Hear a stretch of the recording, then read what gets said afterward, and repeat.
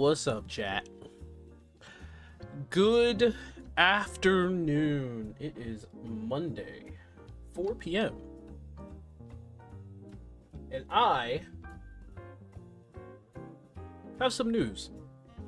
Because we're going to be talking about some things. We're going to be talking about some general gaming news. And we're going to be talking about some general Final Fantasy news. Ain't that fun? I'm also eating a nugget. It's a very good nugget.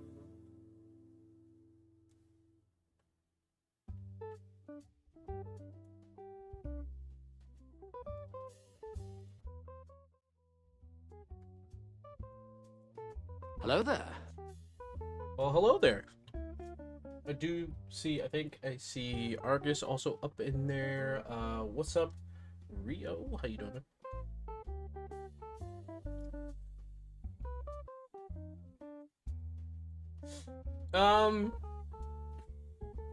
I think it's some of it is broken, some of it's working. Rio just played the usual Obi-Wan. Hello there. But how you guys doing?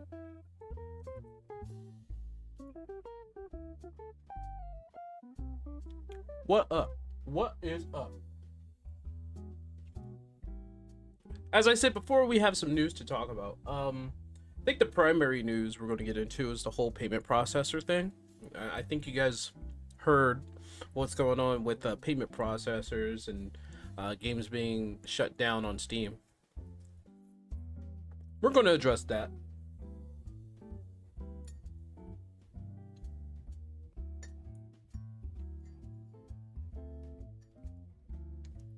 Doing some Zolart missions in 11? That sounds like fun. We're gonna go in a certain kind of order. There is something we're going to talk about before we get to the whole payment processor thing.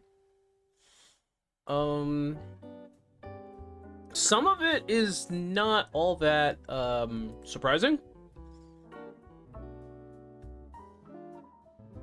You can generate some. Okay. Excuse me. I think Screen Rant needs to fix their website.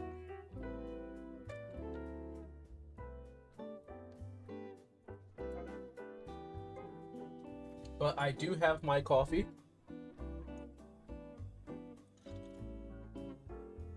Only because I had taken a nap and it's so hard for me to wake up for anything.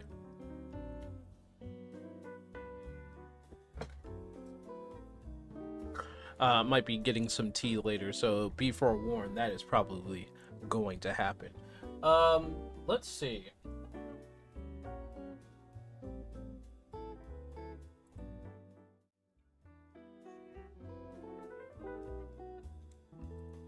I'm gonna try to take me and place my head over there. That's probably a better situation right there. And yeah, we got it's literally the end of an era for Final Fantasy XIV. Okay. So this is the first bit of news we're going to be talking about today. Literally, they said that the end of an era for Final Fantasy XIV. I don't know what the article is all about. I have not read it. I imagine it's a rather short one. Yeah.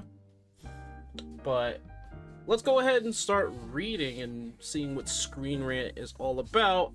And I know a good amount of you don't really rely on Screen Rant for any kind of news whatsoever.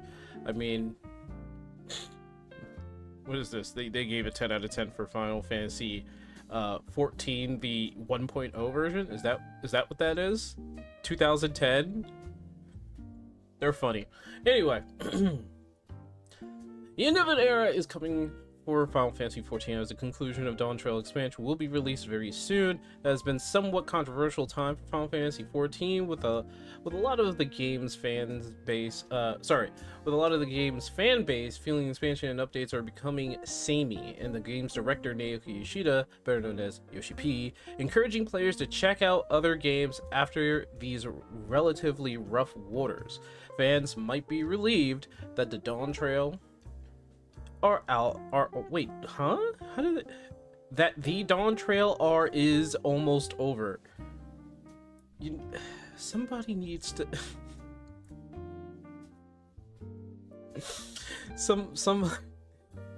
somebody has to do an editor's check on the grammar of these people. I hope this article was not made in AI or anything. I think AI would be more accurate, but somebody really needs to check their post here. Brandon, you need to double check what you post next time.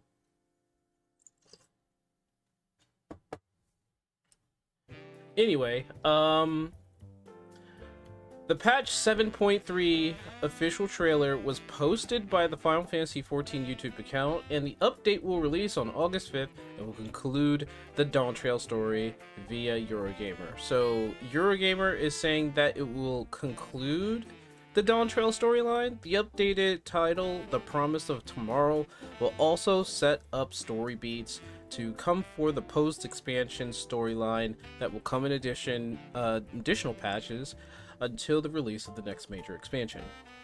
So 7.3 is going to be the end of the story, and I'm not sure if they understand what they mean by saying the end of an era for 14. I don't know why they said it's an end of an era at Dawn Trail, but maybe they'll express what that means, because I don't think the end of an era was Dawn Trail. The end of an era was Endwalker. That was the end of an era. Usually, point 3 is when they start building up for the next expansion story. Yeah, that's the case. Yeah, that's more or less always the case, right? So, I think my issue is probably with the title when they said it's an end of an era at Dawn Trail. They are off on the they are off on that. Endwalker was the end of the arc. Yeah, I think the end of an era was at Endwalker. So I don't know. Maybe there's something else they're talking about. Maybe it's like the systems, promising of the changing of certain systems or something. Maybe, I don't know. The initial reception of Dawn Trail was mixed at best, with many fans praising the game's new dungeons and locations, that's the battle content, but criticizing the overuse of new protagonist Wook Lamont. Yeah. And the general unimpressive story. The expansion has gotten better over time with patches 7.1 and 7.2, but the lack of meaningful in-game content, as well as a lack of timely improvement for bigger issues like housing, has rubbed some fans the wrong way. Okay. I understand that too. There's like past systems and past things that we've already had in-game, because honestly, there are plenty of things that a player can do in 14. The problem is that a lot of those things have outlived its purpose. So there's probably no reason to go back and do them in the first place unless you want a relic weapon, a bunch of mounts, a bunch of gear, and you know, we already have a problem with the glamour system. Like if you want to get a whole bunch of gear, all that gear is going to fill up that dresser, and then you won't be able to get anything more, so you're limited on that. Then there's like the extremes that you can do to get the mounts. That's fine, I think, but you know, you gotta want to get those mounts, you gotta want to get all that. And I think, you know, at the end of the day, people will want to get mounts so that they can get that final mount, you know, say that, oh yeah, we got all these cool looking mounts, which, you know what, I think I could set that up maybe next Sunday. Maybe we can do maps, or maybe we can do extreme farming to get all the tigers, because I would love to get that dragon. I would love to get that dragon, man. I would love to get that dragon. So I'll think about that. But that's just a matter of people finding what they can do with the content within the game. from the past, what they've already could have done. I mean, if you're the type of person to go back and do eye level Savage, then be my guest, but nobody's really going to do that because they're thinking about current tier, current eye level. So not a lot of people are going to go after that. I mean, what else can you do? I mean, you can do the Golden Saucer, which is just a bunch of mini games. That's always an option. There's really no real reason to go over there at this point, except for just having a little bit of fun and maybe getting some shiny looking things that, again, you're limited with your glamour dresser. So it's a lot of like outfits and stuff. The other thing that you could do, you can do like Island Sanctuary, the variant dungeons. You can do like the old field operations if you want to do Eureka and Boja. You could do Ultimates, but that goes in a line of like hard content, and not a lot of casual people do hard content. Swear my brain is still asleep. You want to do next weekend? Because that's what I'm going to try and do, because today's Monday, so yeah. There's a lot of optional things and lots of irrelevant things that's in the game, so there are things that you can do, but they really make it so that these options are so optional that you probably don't want to do them, which is the reason why people leave, play other games. It's always been like that. And the system with the housing has been like, I always thought that the housing system was abysmal, because it is. It's very abysmal. Yeah, think about it you don't even have to think about it for very long on how bad the housing system really is. I mean, before it was worse until they put in kind of like the lottery where you put in the money and it'll do like a random like, hey, who's gonna win this kind of thing, and you wait until that comes up, you win that lottery. But like, there are so many other MMOs that do housing so much better.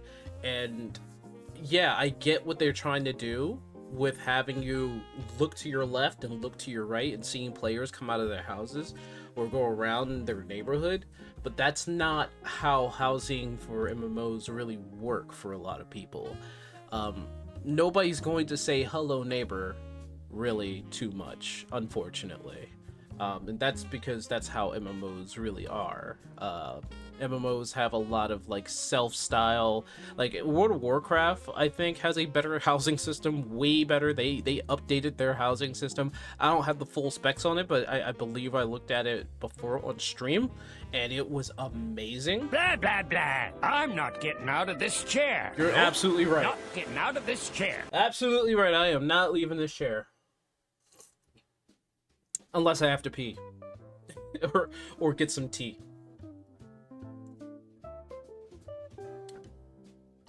The main problem is that they kind of bank too much on people doing old content when when they're done with the new content. Yeah, I hope maybe that's the case. I don't know, because why would anybody want to go back and do something irrelevant when they could do something now if they're in hardcore? And if somebody goes back and want to try and get the past stuff, you're quite limited in certain things. There's also since more people already did that old content, which is also where there's a bit of connect between old and new players, since a lot of new players won't see the issue old players have with the game.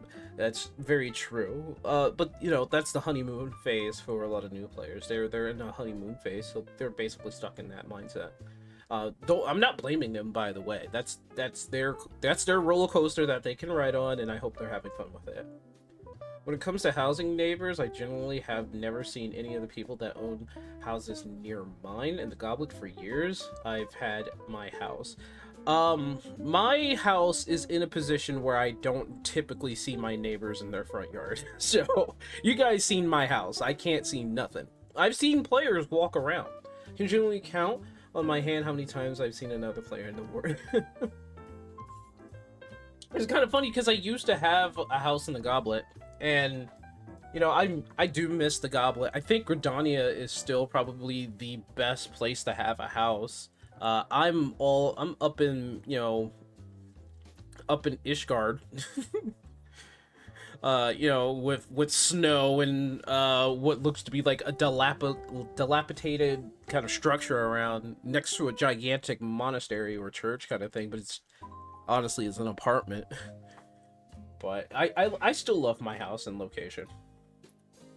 I mean, I'm not blaming new players. I'm just saying there's a connect or disconnect. Sorry, since new players will have a different view on the whole thing due to them not having done the old stuff. Yeah, there is a disconnect, but what they're trying to bank on it, and it does work, right? It does work. Where old players, right? Older players who have been playing the game for a good amount of bit bring in friends and they play the content in the past with them. That does happen. And it happens more common than most, right? Do past dungeons, extremes. I mean, that's the reason why Unreal is also in here. That's also past content being revamped. But I think there's a good amount. There's more to it. I think just relevancy is one of the biggest factors here. Even for older people who bring their friends into the game usually want to bring them all the way to end game. So they'll help them with the normal content, but they will encourage their friends to play the end game stuff. Like it's a game that kind of emphasize I'm saying it wrong, emphasize, I don't know, it plays an importance to have people kind of control their time, right? Like they make the content so that you don't have to do it. It's an option, right? And if you want to get big powerful weapons and armor and stuff, that's usually relegated to like the more harder content, which is fine. It is all an option. Everything is all an option, but because it's so much of an option, not a lot of people will tend to do it. Emphasizing, there we go. That's the word I don't know why I couldn't say that. Emphasize, or however it's spelled. I really write the word. I use the word all the time. I'm kind of a wordsmith in certain ways, but I don't know why I forgot. Additionally, Yoshi P recently agreed that the quality of Final Fantasy XIV has been suffering as of late and issued an apology for its state. He apologized, and people were still yelling at the man.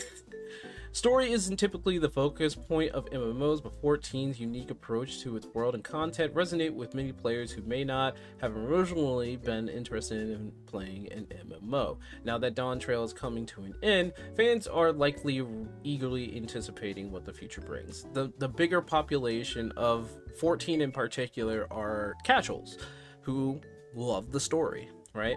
And there's, you know, just a mid-sized point of mid-core players like myself who like the story and the battle content, and then you got the hardcore players who have no clue or don't give a crap about the story but love the battle content. So that's your three people. The biggest population is the casuals. If the story is not good, they do not want to play. Now, story sucking and battle content good has now shown the results of what that is in Dawn Trail, where the population is really low and is literally being held up by mid-core and hardcore players and the casuals who just hang around with their friends. I think casuals are still the more populous at this point though, but like they play the game every day.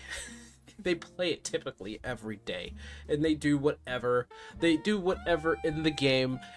It doesn't even have to be RP purpose wise. It could just be they come in, they do their daily, they take care of their house because they want to keep their house because they got to give rent to Yoshi P, and they do other things to try to occupy their time because it's probably the most accessible game in their collection right now. They're not playing a whole bunch of games. You know, as for myself, you know, I have a bunch of games because I bought it, right? I still don't have Donkey Kong Bonanza, but best you know, I will get that game. And when we do, I will be taking a break from 14, obviously, because I want to complete Donkey Kong Bonanza. X Dark Knight below 70 feels so bad. Viper being another EX of another extra of a job that feels, is it EX from a job that feels meh to play if you're not at 100. So playing through Eureka Orthos with Viper has me feel as though, and this is just me going on a side tangent here, Viper kind of feels fine at level 80, and as you make it grow, as you gain levels in that, it changes by literally giving you just a few more buttons that happens to have some range to it, or is just a few more buttons to attack, until finally you're using I would say a 10 hit combo, because the initial startup Awaken does do damage. So it's like Awaken and then you do this 9 hit combo. Example. Well, your habit of shorthand has done it again.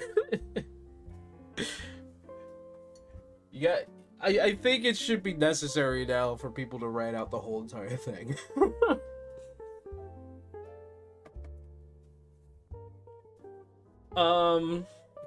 Following the patterns established with past Final Fantasy XIV expansion, future patches will be setting up the storyline for the next major expansion, which could release in 2026 or 2027. Dawn Trail was stated to be the start of another 10-year-long story. Yeah, we'll see about that. Like A Realm Reborn was before it, so that post-Dawn Trail patches should give us a good sense of what to expect in the game's future expansion. Holy crap, give me a second, I gotta rub my eyes. I said expel when I was looking at that, dude. Oh man, my ADHD is going wild. Well, content signal a lot of the jobs due to them missing stuff that makes them complete. They should feel, and I think they need to rework jobs. They should feel as though that they are complete within the era after you reach the max level of that expansion. So like when you reach level 60, you should feel complete in Heavensward. But by how they completely keep changing it, right? And perhaps it's also the player themselves. How they keep changing it is that every time like they have like an expansion, they always try to rework some things. They try to give additional abilities that make past abilities feel like they're bad. So I think somewhat it's the player's feeling, because they've already touched the max level of a job, and then when they go back, it just like, oh, this feels so incomplete. So I mean, it could be that. It could be that. I don't know. I don't know if it's entirely how they design the jobs in its entirety. I don't know if I could really blame that 100%. It could be because, oh, we touched level 100, why would I go back to level 90? Or go back to level 80? Or go back to level 70? I honestly think that they should do this thing in dungeons where we could keep the entire kit, right? But significantly take their damage away. Significantly. So it can match, at least match or just be a bit above the damage of people who are already at, like, oh, say like we went back to Heavensward and we were doing a level 60 dungeon. We'll have our full kit, but we would be significantly doing less damage compared to like somebody who just got there already in the first place. We'll just have a little bit more damage on top, just a little bit. But that's just an idea. People think that would be broken, but it's just a treat, really, to keep the interest of veteran players. I think World of Warcraft kind of does that, don't they? The one thing I always find confusing is the game is based on burst windows, but every time I go back to Heavensward, that burst is just nowhere to be seen. I gotta think if they did have best burst windows. I know when I think back to Warrior in Heavensward, Warrior did have a burst window, and that was its Fell Cleave combo. Like, they could do like 3 or 4 Fell Cleaves, and that was their burst window. I don't know if it was ever entirely gone in Heavensward. I don't know. That was like 10 years ago. or 8 really, because Heaven's Word, or was that 7? Maybe it's like more like 7. I don't know. I think it was 7 or 8. I'm not going to think about it. The point is, I think there were still burst windows back in those days. Yeah, it's been an argument as old as time about the whole keeping your kit and going back to past dungeons whenever you do a past dungeon. I don't know why they think that we're okay with that. I think we've been complaining about that for a while, but maybe it's more of the hardcore crowd that's been complaining about that, while casuals kind of just don't care. Patch 7.3 will also be adding the new Alliance raid, a new deep dungeon, a new regular dungeon, a new trial, and all the usual major patch content that comes with Final Fantasy XIV's update. Some fans are probably excited for the content, while others may be more interested in Dot Trail's ending and what the future of Final Fantasy XIV will bring. Still, it's a great MMO that has gone through a lot of growing pains, and new content is always exciting. I mean, when did 14 really get real popular? So it became really popular during Shadowbringers. That was the time where a bunch of WoW players decided to leave WoW because of Shadowlands. So that was like a temporary thing. And then you had a lot of people who were stuck inside because of the Big C. So because of the Big C, a lot of people stayed inside to play video games. So a lot of 14's popularity, I would say, came from when they successfully came back with the Realm Reborn, Heaven's Word, which was more or less people who left the game, came back and told their friends and came back. Then they were kind of stuck in a rut until Shadowbringers, where they were competing against WoW with Shadowlands unintentionally. Shadowlands was just that terrible of an expansion for WoW. People left, came to Shadowbringers, and turns out that people kind of liked Final Fantasy and stayed in Final Fantasy. And the same thing can be said during the Big C, where people just had nowhere else to go and they wanted to play video games. Streaming and video games became real big during that time, and Final Fantasy found a huge market in that. I really don't like how I'm gimped in lower level dungeons as a Viper or Paladin for sure. Yeah, well, because of how the design, they wanted it to be designed so that when people go back and do dungeons and you go back to that time during those dungeons, they just didn't want to, I guess, I don't know. Like, I don't know entirely or why they think that it's still like the best thing to go about, but I do know the effects. But I think they did that because they didn't want to really mess with the code, or probably do something in the background, like just shrink it. They don't have to really think about the coding they have to put in. And to be honest, I don't think it takes too much coding to just keep your kit and lower the numbers. It's a lot of number calculations for sure, and because I've been in coding classes, I know that's like those are certain lines that when a certain scenario or event, they would have to add that, and you go back to a dungeon that's max level is this, then numbers will shrink by a certain percentage. They could do that. I just don't know if they want to. Honestly, a lot of coding that's happened or has been brought about in 14 has me thinking that they stack codes on top of each other. Until like they really need to go back and see it again. Main thing about the argument that keeping the whole kit would be too broken is a bit weird. People think that they can't just shrink the numbers. People really think that they can't just like shrink the numbers so low that your extra kit will only do just a bit more damage. Just a bit more damage. Because they can easily just have the stats sink lower to the balance of the rest of the kit. I mean, I think that nonetheless, if you take your full kit and go down to a lower level, and it's just significantly weaker, you're going to be still doing a bit more damage. And I think that's fine. because getting through the dungeon faster is still better than getting through the dungeon at a slow pace, right? So you get through it a bit faster, just a bit, with somebody who's been playing the game forever or has been playing and maxed out that level. He's just there for that time, right? It could be a maxed out job. Has the kit from that time or that level, right? And makes the dungeon go just a tad faster because he's doing a tad more damage. I think that's fine. To be fair, they have buffed mods in dungeons. They have buffed mobs? Really? In dungeons before, so nothing stops them from balancing them with a new kit from same content. They've buffed them? From what I can tell, they've been nerfing them. But I'll believe it. They probably have buff mobs. Now people are asking for nerfs. And they changed the HP value in some dungeons before. I don't know, I feel like that they've been just nerfing this entire time for years now. Makes me wonder, like, after Dawn Trail, are they going to nerf the mobs in the Dawn Trail?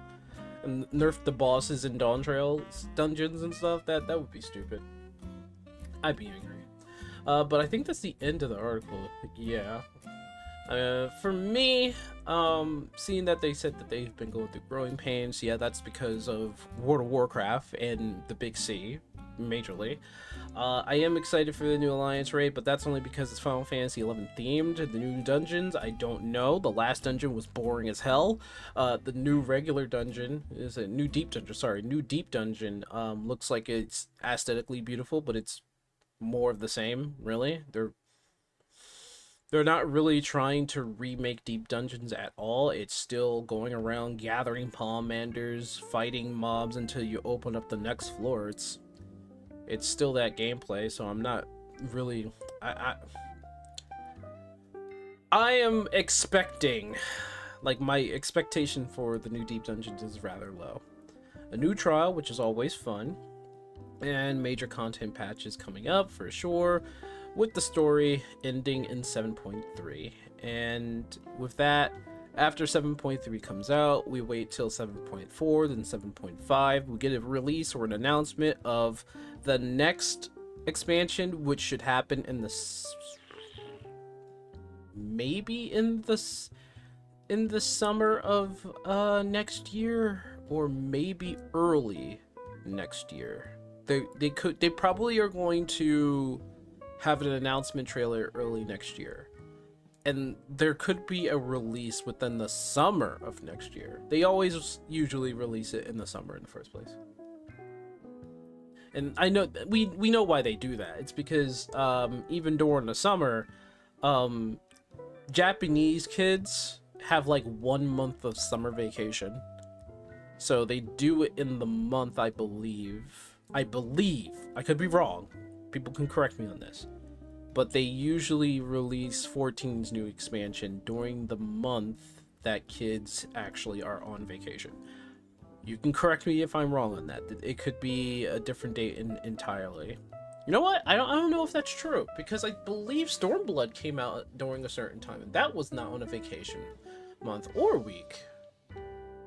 Could be wrong about that. Could be wrong. Same raid, different coat of paint. Not same raid. The Alliance raid is definitely going to be different. They're probably going to do some sort of fun mechanic with that. I certainly do love Echoes of Vana'diel currently. I like the current Alliance raid. But when I do Alliance roulette, I never get it, so.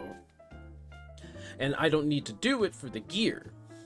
The deep dungeons is going to be more or less the same, just with added stuff to it. So PvP content I am going to try again, and hopefully I won't hate it.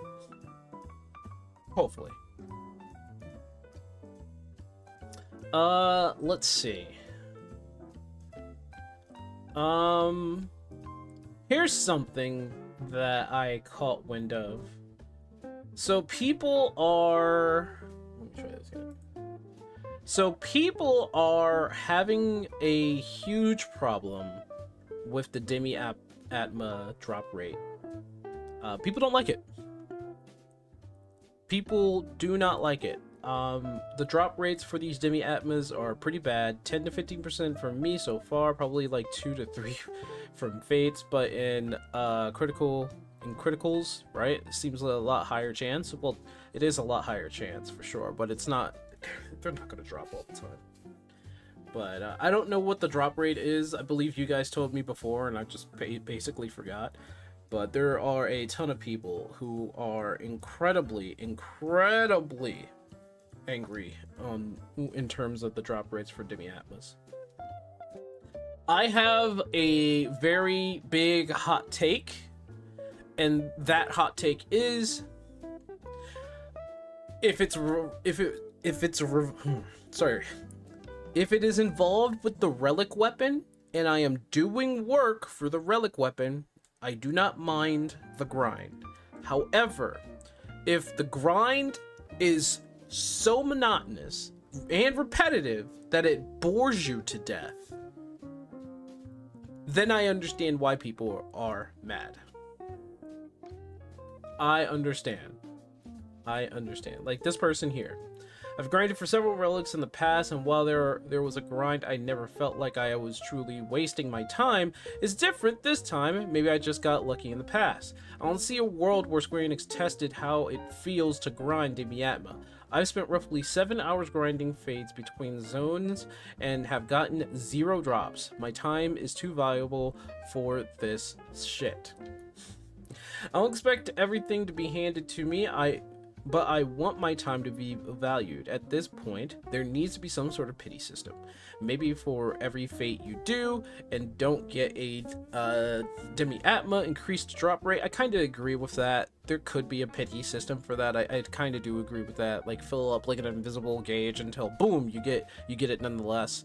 I'm not sure what the best solution is. All I do know is I'm skipping this relic. I was so excited for a new relic to finally have a new chase in the game, but this is just awful. It's so disappointing. It's like Square Enix has not learned anything in 10 plus years of development. It's no wonder why players have been bailing in this game lately, so I might be joining them. I just don't feel like this game is for me anymore. I feel for them. I really do. But I don't think this is what's going to drive me to ultimately quit 14. I have... The big problem with the grind is that even in OC, you're still at the mercy of the RNG in Occult Crescent. Good thing I know about that one. Because the Atmas are area specific. Yeah, that's fine, but what the problem is that not only do you have to get like all 6 Atmas, but you also have to collect them 3 different times. If it was to just collect one of each Atma, even I wouldn't have a problem. But you have to collect 3 of them, 3 each, which even if you do it outside of OC, it's too much time. It's too much time. Now, I understand they want this to be a grind for a reward that would ultimately and hopefully give you that feel of power, because at the end of all this, you're going to be taking your relic weapon into the expansion, the next expansion. And it is basically a trophy and an achievement for the expansion that you're playing for everyone. This includes hardcore, casual, everybody even in the midcore. Yeah, this is supposed to be a trophy. But the way you get these Atmas and how you have to collect 3 of each of 6, you're literally asking us, you're asking us to collect 18 different Atma. And it is a huge chance that the area that you go in, whether it's Occult Crescent or outside, like outside it takes longer, because if you're not in like a train or something, it's going to take a heck of a long time outside of OC. And you're beholden to the timer that is outside for when it was Fates, because you gotta remember Fates have their own timers, and they're not always, they're not always like up and ready. And again, when you like obliterate a fate out there, you're waiting for a little bit, and the chances of you getting an Atma is way significantly less. In OC, it's higher, right? But you have to go through those critical engagements, and they could take a little bit. Now, the percentage is higher. The content is really there for you to collect the Atma in OC. But the problem is time. The problem is time. I think there should be a pity system.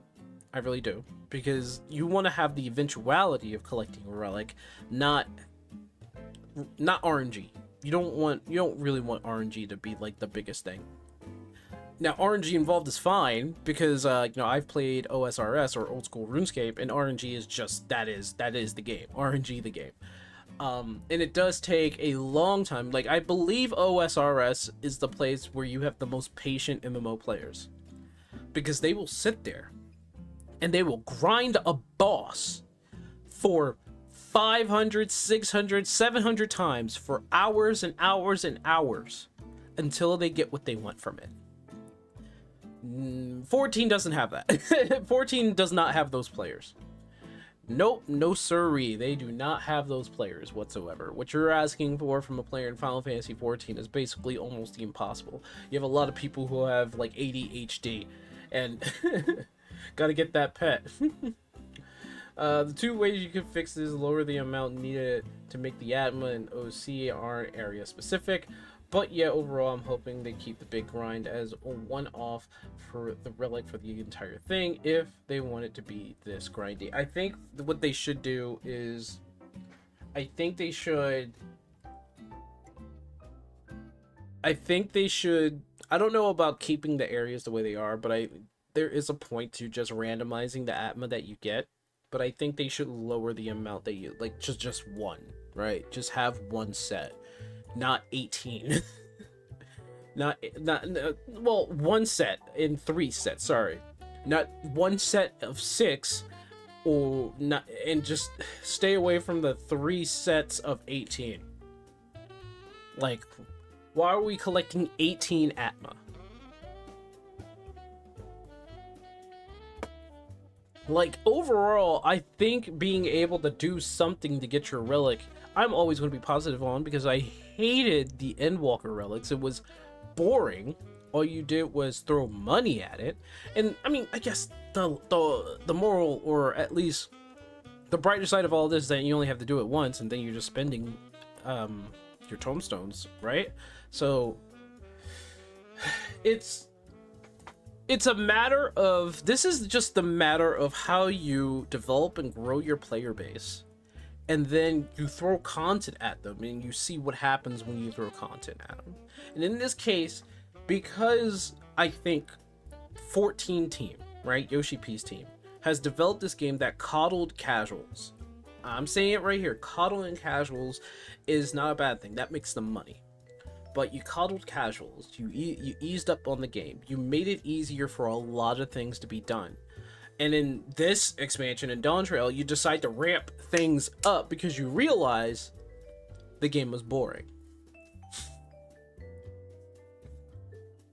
When you realize that the game was boring, and when you realize that, you know, battle content is worth the salt just as well, instead of nerfing it and introducing bosses that don't feel like you're just hitting 5 buttons and winning, and I don't know, tanking all the hits without even thinking about it, then you're introducing something that you've been training your casual crowds that they're not familiar with.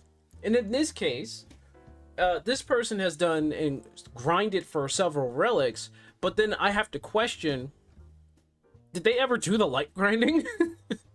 Because that was monotonous. There was a lot of grinding back in, like, I believe, like, Heavensward was a lot of grinding. Right? I mean, Eureka was part of the relic weapon in Stormblood. I still need to get that. And then when you go into Shadowbringers, I don't think it was too much grinding in Shadowbringers. Right? Like, that was Boja. There wasn't too much grinding in that. And then when you go into Endwalker, That was just doing a Manderville cutscene and then paying for shit. That was just absolutely boring.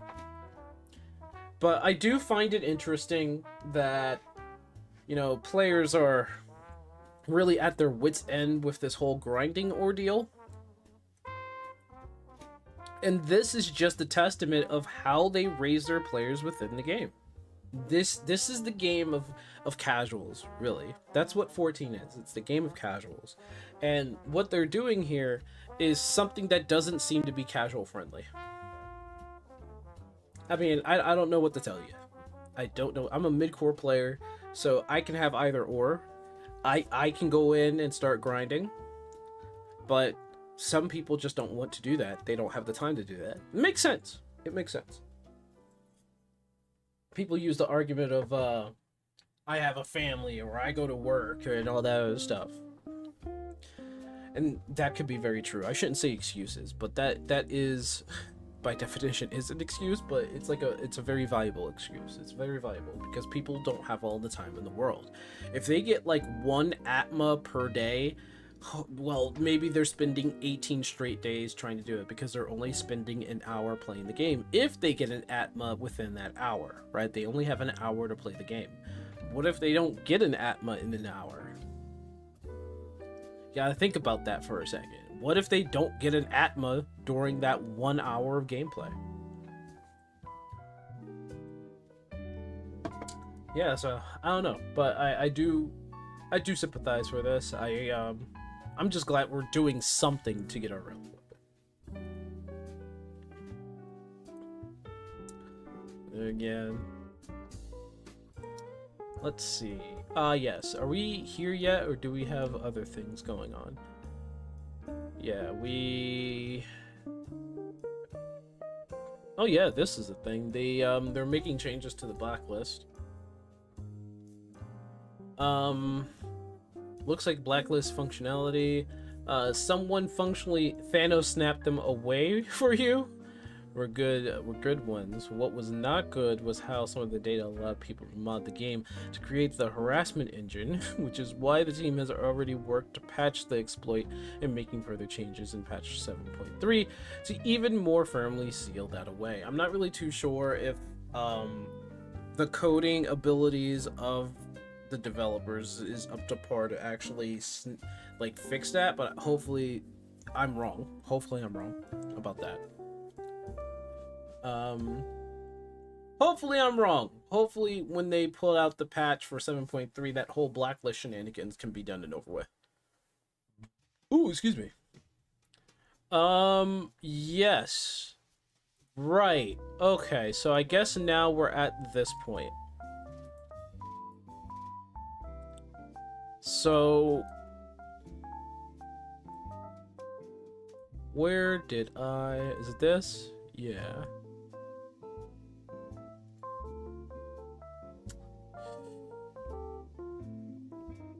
Okay. Now this is incredibly significant, I think.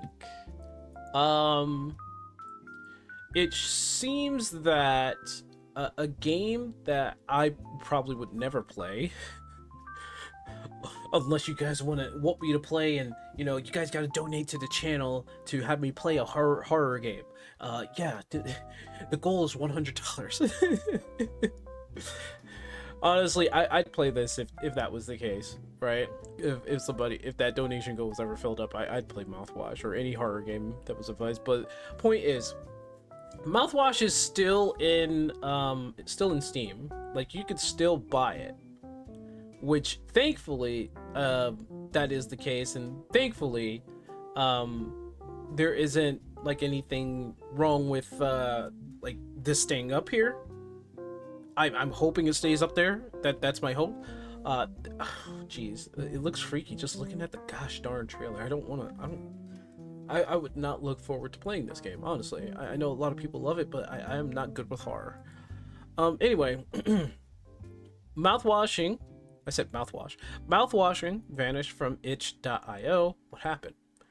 Indie hit mouthwashing no longer appears on the game distribution platform of itch.io, and audio designer Martin Helden is understandably pissed.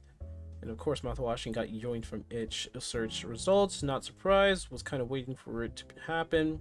Why? Good thing is it's still accessible if you have the link, and so I can still see all the data from the page. It just doesn't appear as one of the search results. It'll disappear from Steam as well. When that happens, I'll let you guys know. But mouthwashing caught in itch.io, sorry, payment crossfire. What's going on here?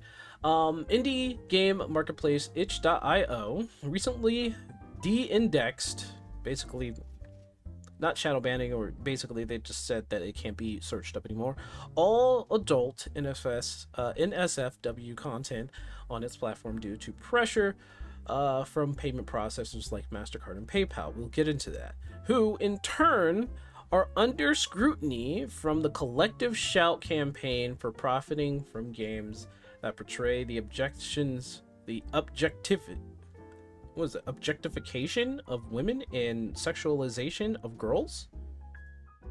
Okay, it appears that mouthwashing, a game that does not fall under the NSFW criteria that Collective Shout is targeting, has also fallen victim in de-indexing. Searching for the game in itch.io results in the asset of Curly Web Fishers, one of the game's characters, and that's it. Otherwise, there's no game, which means no sales for its team. Now, I've never played mouthwashing, right? I don't know the story. I don't know how it plays. I've never seen anybody play the game because I'm kind of a baby back bitch who doesn't really like horror games, don't play horror games. The only horror anything that I'm actually interested in is probably mascot horror, which I think are just hilarious because of like how things go, and probably the story and lore. Like Five Nights at Freddy's, I watch the videos, I don't play the game. I just watch the videos because I don't want to sit there and be jump scared all freaking day or have a panic attack because I'm going through some really crapped situation sitting in a chair looking left and right, opening and closing doors and turning on lights just so that I can have a mini heart attack. That's just not me. But again, y'all can force me into it through like donation goals. Ugh, I don't want to admit that. Interestingly, the game remains available on Steam despite the Collective Shout campaign targeting both platforms. This makes the situation more confusing. It's most likely a mistake on itch.io's end, but a costly one. Also note that Holden made this post today while the de-indexing happened last week. Did they just notice the delisting, or has mouthwashing been gone this entire time? Fortunately, you can still access the game if you have the page link, but search results are the fastest way towards discoverability. Don't let Cherry know. Cherry ain't gonna do nothing. She's not gonna come up with $90 just to just to get me to play some horror game. Even if she was here, she'll just be like, I'm gonna throw on a screamer. Is mouthwashing considered an SFW?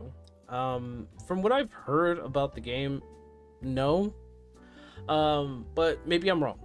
Having played mouthwashing myself, I'm pretty sure it doesn't contain any inappropriate content that Collective Shout is going after. In fact, mouthwashing is an excellent exploration of the human psyche and what working a meaningless job will do someone's self-worth.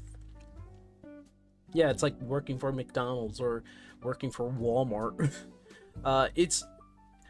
It features nuanced relationships among the main characters' slow descent into madness, and while it's certainly not a game for kids, it's no more violent and inappropriate than the likes of The Last of Us.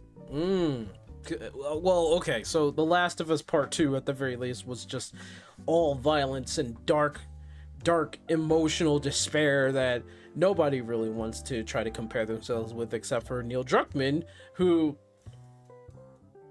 he ain't a good story writer. Let me just say that. He ain't a good story writer.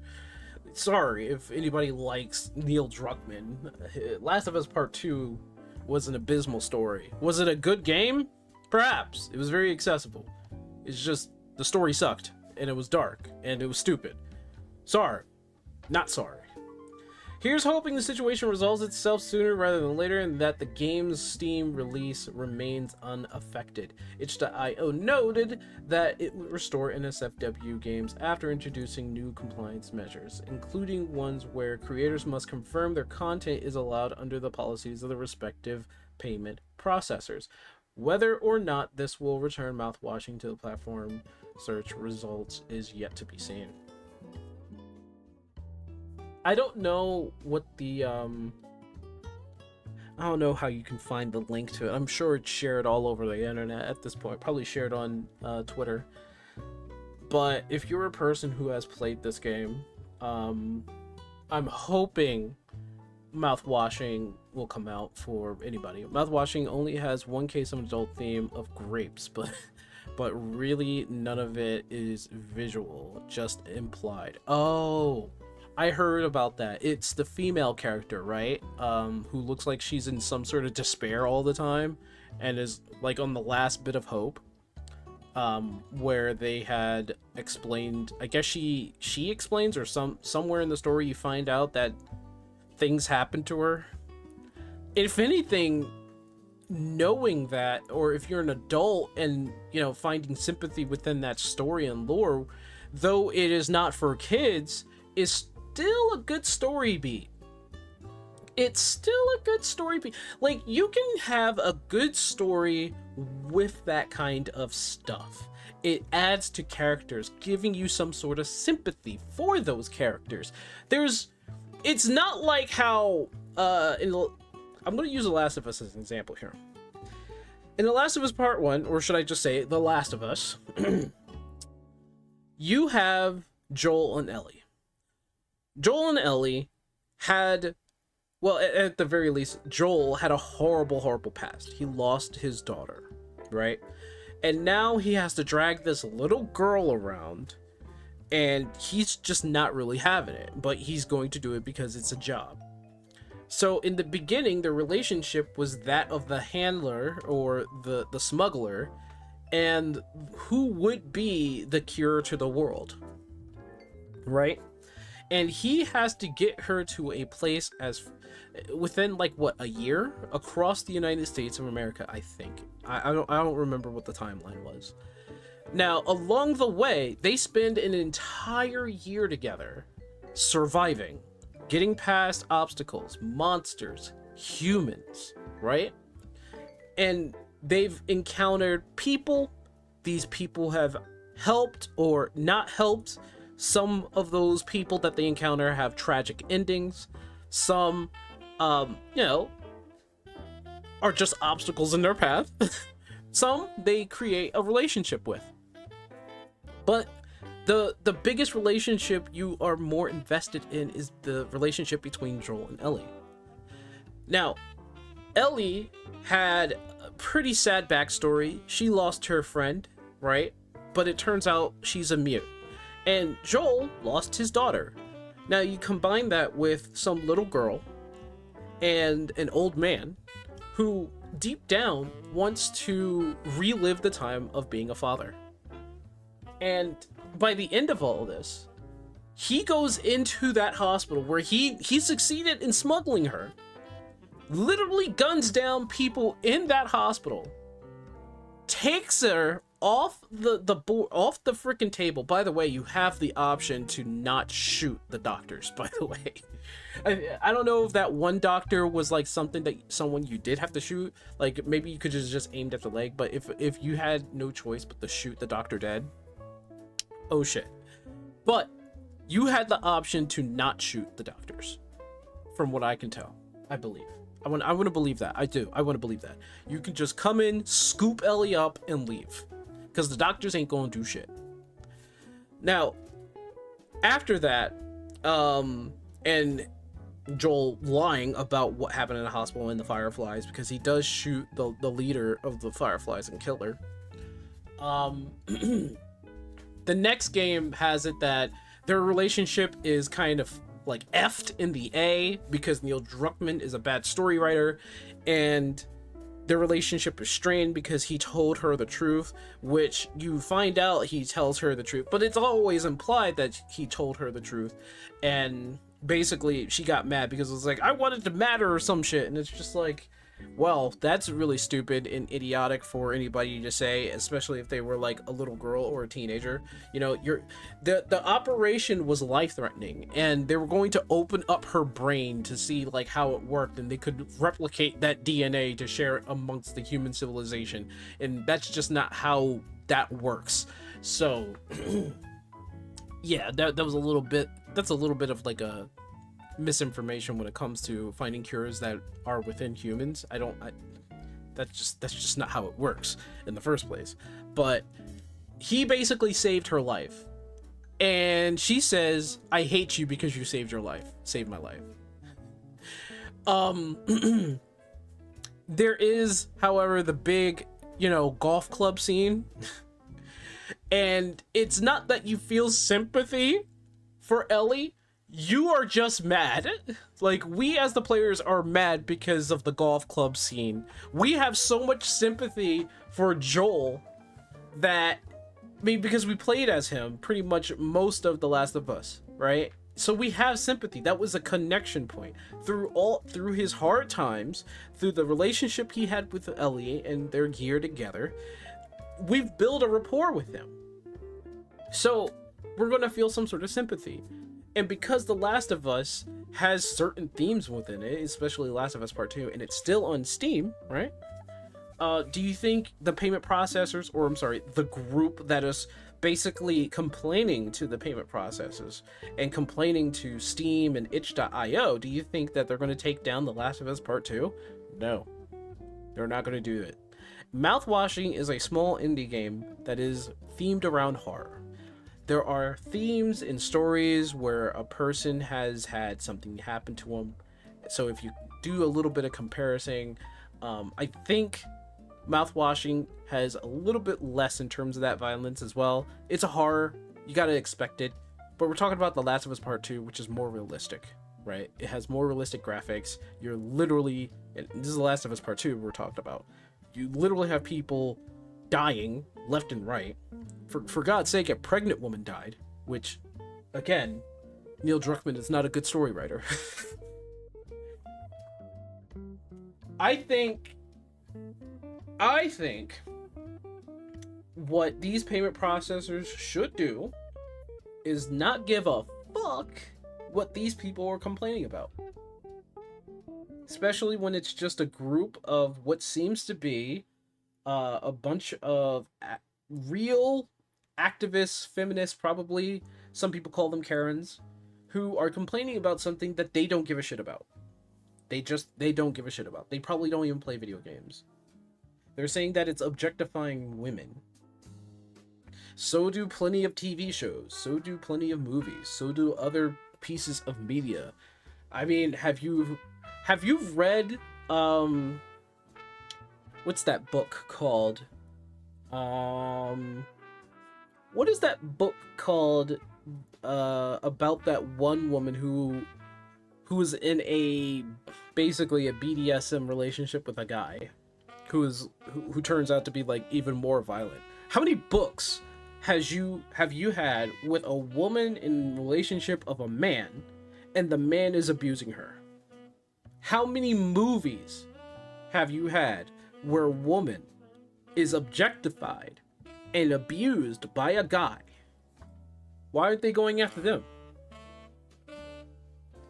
Wasn't there like a real NSFW scene, one of The Last of Us Part 2?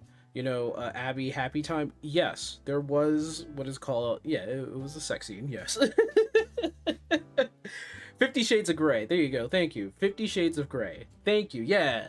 Yeah, that book is salacious. The book is worse than the movie, I think, because it was a lot more graphic within the words.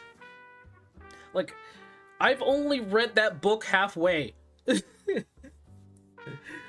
Once in my life, and that's only because I was told that reading it will have me understand the movie.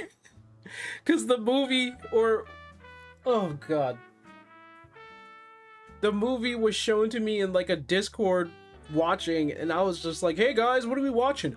Oh, we're just watching a movie. It has a lot of salacious lewd scenes. I'm just like, oh, okay, I guess it's an adult movie, right?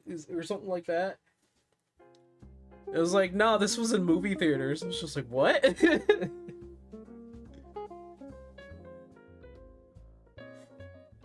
That book, I feel as though, was aimed towards a lot of women. I think. I don't know.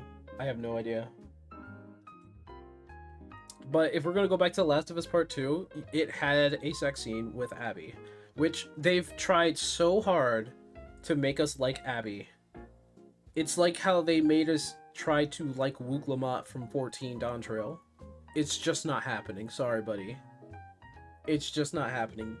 Again, Neil Druckmann is not a good story writer. But they did, and they also did an overreach too. Of course they did. This group of, I guess, Karens, they don't really care about video games. What they care about is getting their way.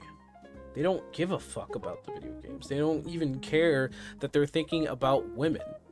Not at all. They care about the power that they obtain doing something like this. They're a group of people who just want something in order to feel as though that they have some sort of importance. And if I had a message for them, it's just, please stop. I'm gonna ask kindly, please stop. Like, what if somebody took your favorite book or entertainment piece away from you, and then they started trying to regulate it in a way that it's not to your appeal? Now, for me, I'm not all about any of the NSFW stuff within video games. I'd rather play some sort of action-adventure game with some sort of fantasy. But it's absolutely stupid that you have a bunch of people in some group that has nothing to do with politics or the gaming industry in any kind of way, sending these letters to these payment processors just so that they could say, oh, it's objectifying women. It's bad for women who experience this. How many women do you know in your group is playing all these games? Like, do you really give a fuck? No. Yeah. What's up, Dark DNA Dragon? How you doing, man? Exactly. They are annoying. Why are they here? What are they doing here? What are you doing? Like, if they want, like, let's think about this for a second. There's a lot of dark themes in Final Fantasy XIV, right? There's a lot of dark themes. What if they took that away? There's no sex scenes, okay? There's no sex scenes. But when a woman gets stabbed and melts into a stoned angel, that does seem like it's pretty bad for the women. And there's an evil woman in there, Yatsuyu, whatever her name is. She's a good boss fight, by the way. She's going through abuse. She was basically sold into the sex industry. It's implied. But she came out on top and just basically been one of the kind of the baddest villains. And when I say bad, I mean like evil. You know, she was the evil that you could probably look at and want to hate. And she comes out of nowhere. Not even comes out of nowhere. She's acting like this. You want to beat her ass. She's the good kind of villain that you want to beat. She gets objectified by Xenos. So it's like, she was objectified by her parents. She was objectified by the people who put her in that, that certain situation that I was talking about. And she was also objectified by her own brother at one point. I believe it was more about the pacing. Before they made this plot about revenge, they should have built up to that with a game telling Abby's story. Then you can release part 3 with revenge plots.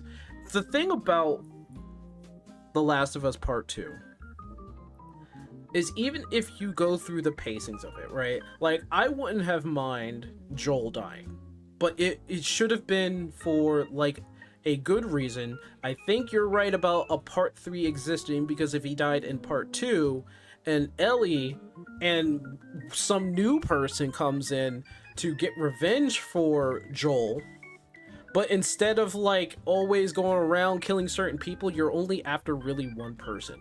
Because the death and destruction, I'm pretty sure Joel would have ingrained into Ellie, in my opinion. Joel's not a bad guy, even though he had to survive and kill a lot of people. He's deep down not really a bad guy. He's not the best kind of guy, but he wasn't trying to be like super evil or anything like that. He was just trying to be a good person, and well, he was trying to survive. Number one, he was a survivor and he had to care about himself, which made sense. But when it came to the people he cared about, he wanted to be a good person. They did that story all wrong. They really did.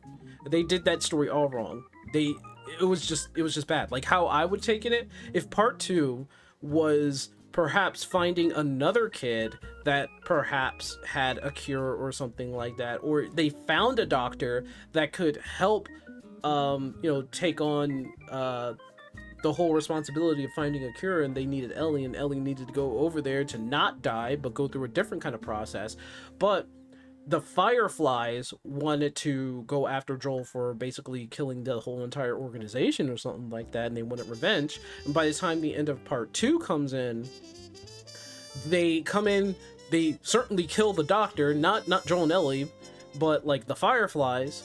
They kill Joel, and that would be the end of part 2, where Ellie is like screaming and saying like, no, Joel, no, don't. But they should have Joel go out in like in a heroic fashion. Like maybe he took a bullet for Ellie. Maybe he got her out of an exploding building or something like that. Like Joel is a man that people really liked as a character. Whether you looked up to him or not, it's whatever.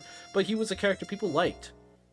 Have him getting his head bashed in with a damn golf club, sorry spoilers, is not a very heroic way to die.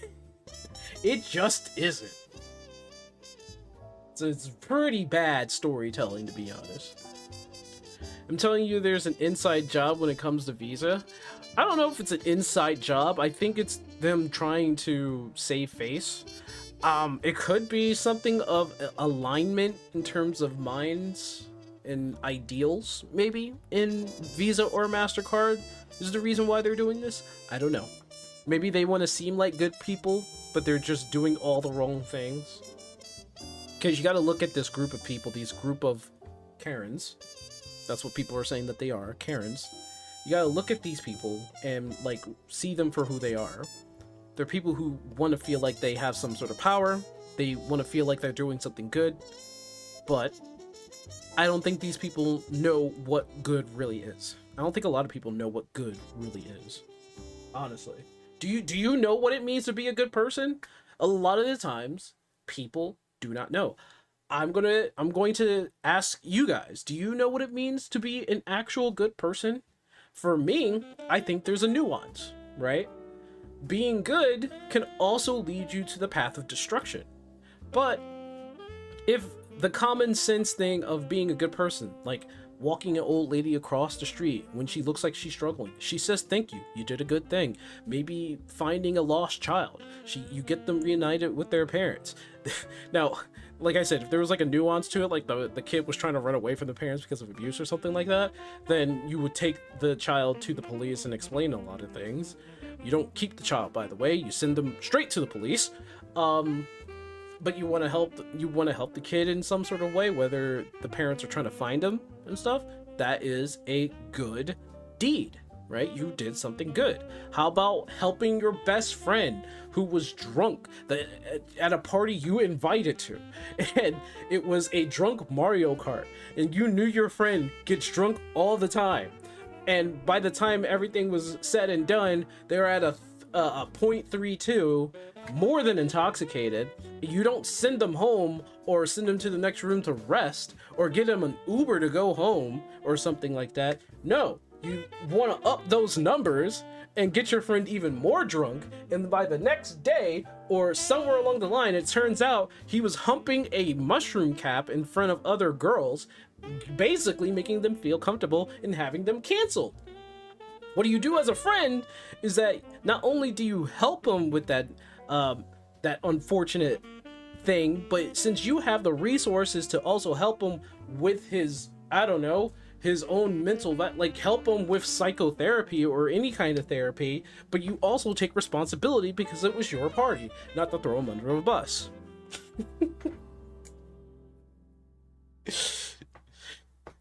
Y'all know what I was talking about. Y'all know what I was talking about.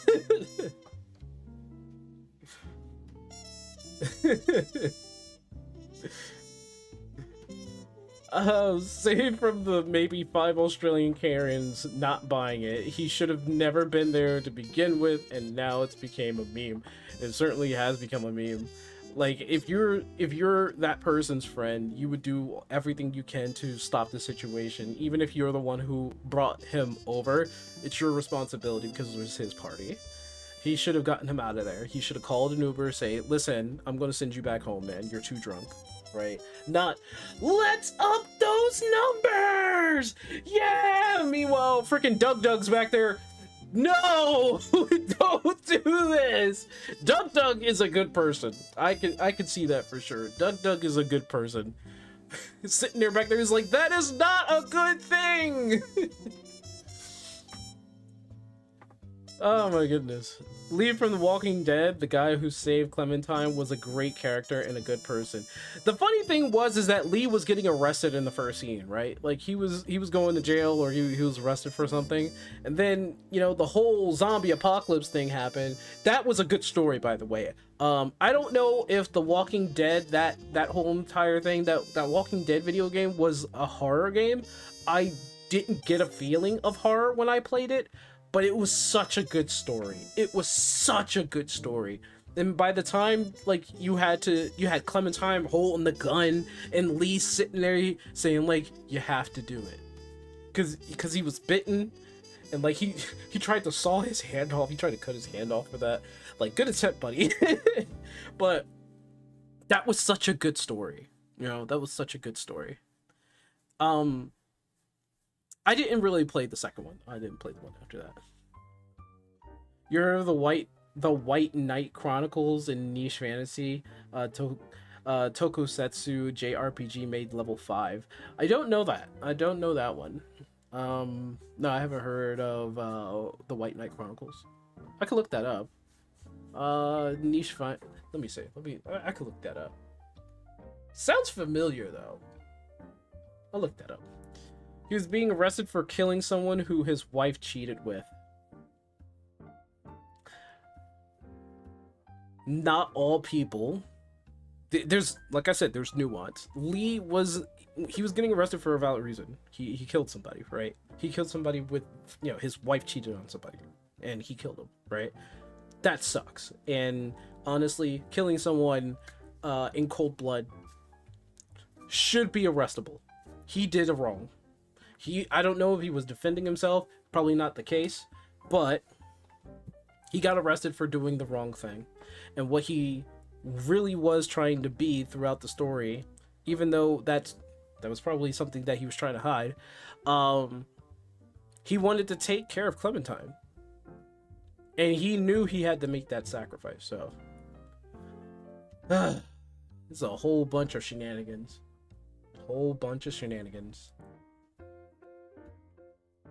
You said White Knight Chronicles? Let me look that up. White Knight Chronicles. White Knight. There it is. Oh yeah! I never got to play that. There's a second one. I never got to play that. It was developed by Level 5. Yeah, I've never gotten to play that. No. During the PS3 times, I think I was in college. Yeah, I never really got to play that. Apparently the kill was an accident, but yeah, still killing nonetheless. I mean, if the kill was an accident, he still has to take responsibility for that. Like, killing by accident is still killing, unfortunately. Now, if he killed through self-defense, that's another thing. Killing through self-defense, I can see leniency on. Like, if somebody was trying to stab you or kill you, like throw a bottle or a brick over your head or try to choke you and you're just like, I have no choice but to defend myself, that's understandable. And I believe that's like, you know, part of the law. If somebody like was defending themselves and they killed somebody through defending themselves, that's like a viable like passage of law because they were defending themselves. But in this case, it was an accident, and that's still a thing. That's still a problem. But it is what it is. Lee did a bad. How do you guys feel though? How do you guys feel about this whole entire thing? About these people coming in are saying like, payment processors, we of a group of women and Karens believe that these things that we do not use on a daily basis because we don't give a fuck about video games it's just a bad representation of women being abused, punished for no reason. I believe that these games should be taken away. Or they need to be gone. Just again, we don't play video games, so we don't really give a shit about it. All I want is power. My mom comes in bad. Someone needs to be knocked down a peg or two. There's always going to be people like that. Let me tell you about the truth of the world here. There's a lot of people out there who, because I'm a cynic, this is how I see the world really. We have a lot of people in this world who just want something of their own desire, and how they get it could be through any means possible, whether it's abusing certain systems, abusing what they see as a loophole in the system of whatever culture. They'll go in, grab it by the neck, and wring out whatever they can. It could be people who have their best intentions, which is usually the case. And it could be people who honestly think that they're doing a good thing, which is a lot of people nowadays who think that they're doing a good thing, but they're not. They're not really doing a good thing. They think that they're fighting for somebody, but what they're really fighting for is their own self-indulgence. Payment processors should have no say in what's being paid for. They don't. Even if it's the Can I just say, is OnlyFans like something that would be blocked? Not like, say if it's OnlyFans, right? I don't think payment processors should sit here and be like, well, you can't have any more of that stuff on OnlyFans. You can't say that. That's not up to them. That's just not up to them. Payment processors should do what they do and process payment. That's it. That's it. I'm sorry.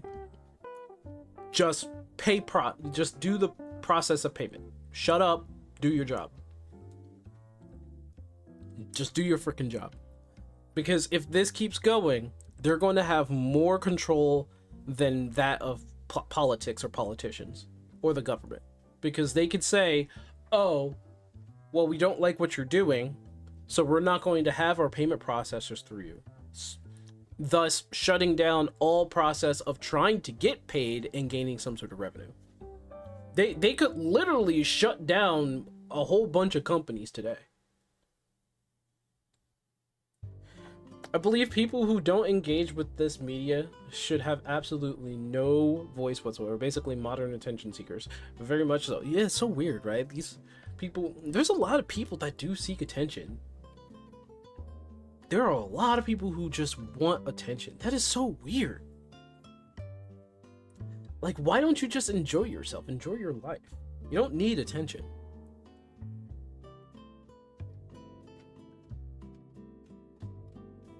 Bellany? Did you say something before? You said level 5 made, and then it was Bellany. Sorry, Dark DNA Drag. I'm trying to figure out what you said before, which refers to Bellany. But I do see White Knight Chronicles, and I do hope that I get to play that game again. I don't think it's anywhere in PS5. Yeah, I don't think that game is. So this is the reason why Stop Killing Games should exist. That's the dumb part. They would not block all OF. I think there was like an incident where OnlyFans was about to take away NFSW stuff. Like, there was going to be none of that on there before. And I don't think it was payment processors. I think they came with their own, because they didn't want to seem like the site. They didn't want to be the site that hosted that, but it was too late. But this does affect them in more ways than they think. It honestly does. I already started avoiding credit card payments as much as possible. Hope they like it. You can't really run away from credit because it's Visa and MasterCards. It doesn't mean, like, you can't get away from it. Visa and MasterCard is basically probably the majority of payment processing in the world. And it doesn't have to be a credit card. It could be a debit card. And it doesn't have to be just Visa and MasterCard. It could be PayPal, right? It could be, I don't know. I don't know a lot of payment processors. PayPal, what's that one called? Cash App. It could be any payment processor out there that processes payment, and they could say, I don't want this, or this shouldn't be in whatever content and whatever, and then they start controlling companies. It could be beyond that of video game companies. It could be tech companies just as well. Like, if they let that kind of thing rule over them, then it's like it's the ultimate problem here. Can't really avoid them, honestly.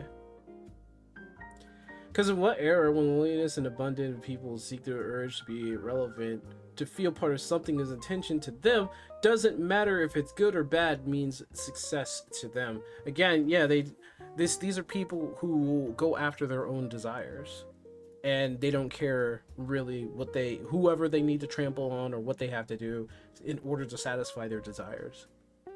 That's what it comes down to. You know, it's like a drug addict. What will they do to gain that little hit of whatever drug they're on? What will they do? It's kind of like that, but not to that extreme. Could always go cash. Well, cash is a very slow process, especially if you use a check. That's why these payment processors exist, so that you don't have to do cash.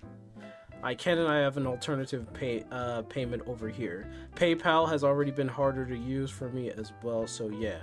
I mean, then I'm interested in what you mean, because like I said, there's all types of payment processors out there, but it can be any payment processor that will just turn around and say no.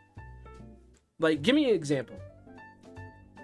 Remember when people, even if they got detained by the police on camera and showed up on the TV, just the fact that it was on TV was a big thing. Hey, mama, I'm on TV. Yeah, remember that? I do remember that, because I remember there was a guy who got caught for swatting and literally got someone killed. He went to jail, and he said this was the best thing that ever happened to him on social media. He's sitting there smiling, like, his ugly ass face, smiling. Sorry, I should have said that. Him smiling. I apologize, I shouldn't have called him ugly. But he's smiling while getting his freaking picture taken, and he's sitting there talking to people in the news, saying, or, you know, reporting back to people in the news. He was like, this is the best thing that's happened to me on social media. Meanwhile, he's not allowed to have a phone. He's not allowed to have any electronics. It already has. The one person who was going after Kirsch like it was Protocol and Vendetta was also advocating for censorship, but now all of a sudden changes her mind because of what Collective Shout did. I do remember something like that. Kirsch is that one VTuber, right? Was there some news on that? I don't really remember any of that. You probably have a video on that, or something, or some sort of article on that. Social media was a huge mistake. Social media was a huge mistake.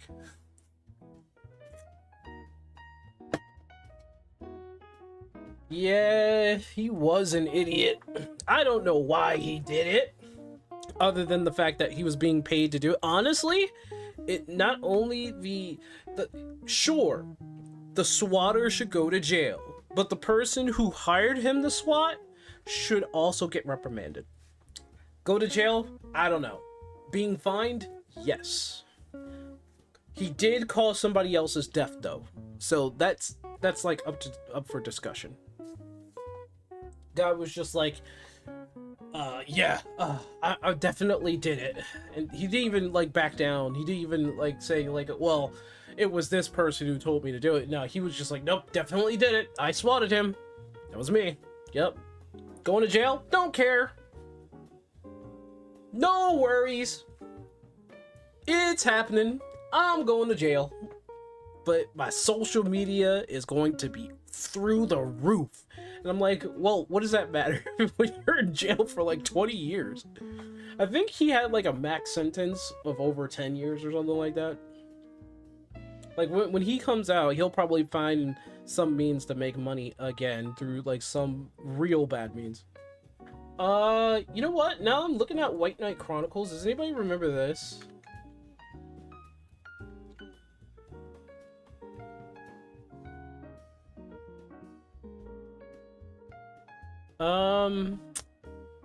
It's called Evolution, but it belongs...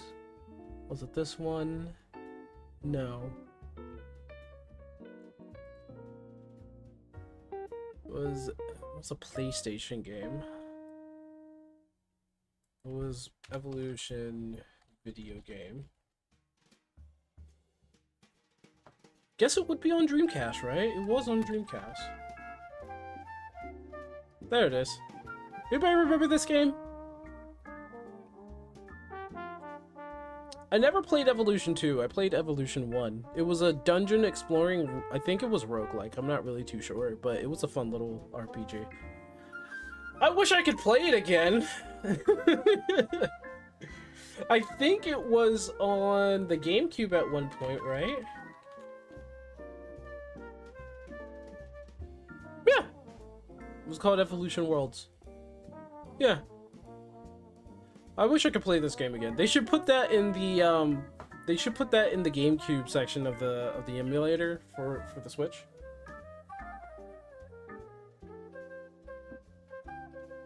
You didn't play this one.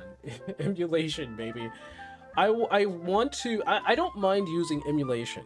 That's perfectly fine. I just wish I had the actual game. This game was fun. It was a fun RPG. What's up, Wraith? How you doing, man? Let's see. Yeah, the GameCube era, man. Tales of Symphonia. Guys, remember Tales of Symphonia when it came out on the GameCube? And everybody had like no idea what that game was or anything, and people like played their first Tales game. It was a banger. Yeah, the game actually looked like this. So you were a dungeon explorer. This is pretty fun. This guy is freaking 99. Like, what kind? The freaking gear. So like, you get to go into the dungeon with selected people. You doing okay? Just got home from work. How are you? I'm doing amazing, my guy. We just went through talking about the whole payment processor thing. Talked about some Final Fantasy news and some gaming news.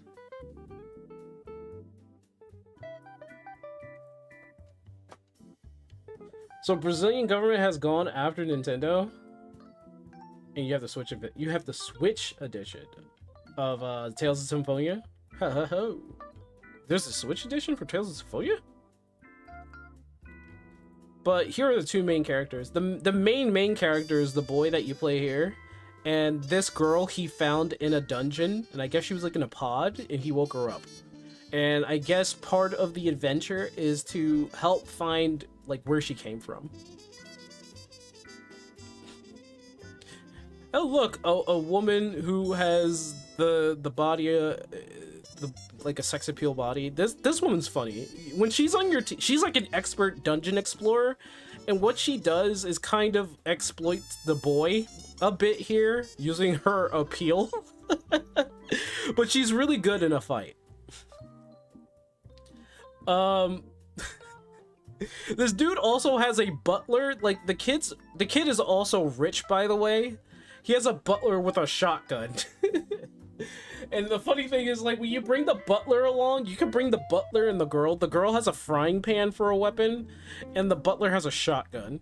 And the way he fights, right? When he's standing there, he doesn't have the weapon in hand. But when he goes in for the attack, he does one of these. He's like, his hands behind his back, and he's just like... Just boom, and just puts it back like in a hot split second. I love it. First Tales game was Radiant Myth. My first Tales game was admittedly Tales of Symphonia, and then I went backwards. Same thing with Final Fantasy. Final Fantasy 7 was my first Final Fantasy game, then I went backwards. Looks like Mega Man 64. Haven't heard that in a while. Mega Man 64? There wasn't a Mega Man 64. There was a Mega Man Legends, right? I guess that was 64, right? Because there's Mega Man Legends. No Legends 3, by the way. Yeah, there's Mega Man Legends. This, right? I guess he was on the 64, wasn't he? Yeah, I guess he was on the 64. I never played Trombone. Oh wait, look at that. Mega Man Legends 3. I guess they're gonna add a third girl, part of the Mega Man harem. I guess that's like some sort of project, I don't know. What's this? Mega Man Legends debut in Teppen. Oh yeah, I remember Teppen. I think that got shut down like years ago. But Trombone, I always wanted to know why they had Trombone and why Trombone. Why is her outfit with a chastity belt? I can't really come to an understanding like that. I don't know. Teppen is still alive? Nobody talks about it. I didn't even think it was still going. It's still alive. People love Trombone, by the way. I do too. She's a cute character. I've never played her game though, which is supposed to be like the prequel to Mega Man Legends. And what the hell? Is that supposed to be a comic? Is there a comic of this? Oh, it is a comic. Oh, it's a new Legends comic. Oh, what's with the art style? What the heck happened?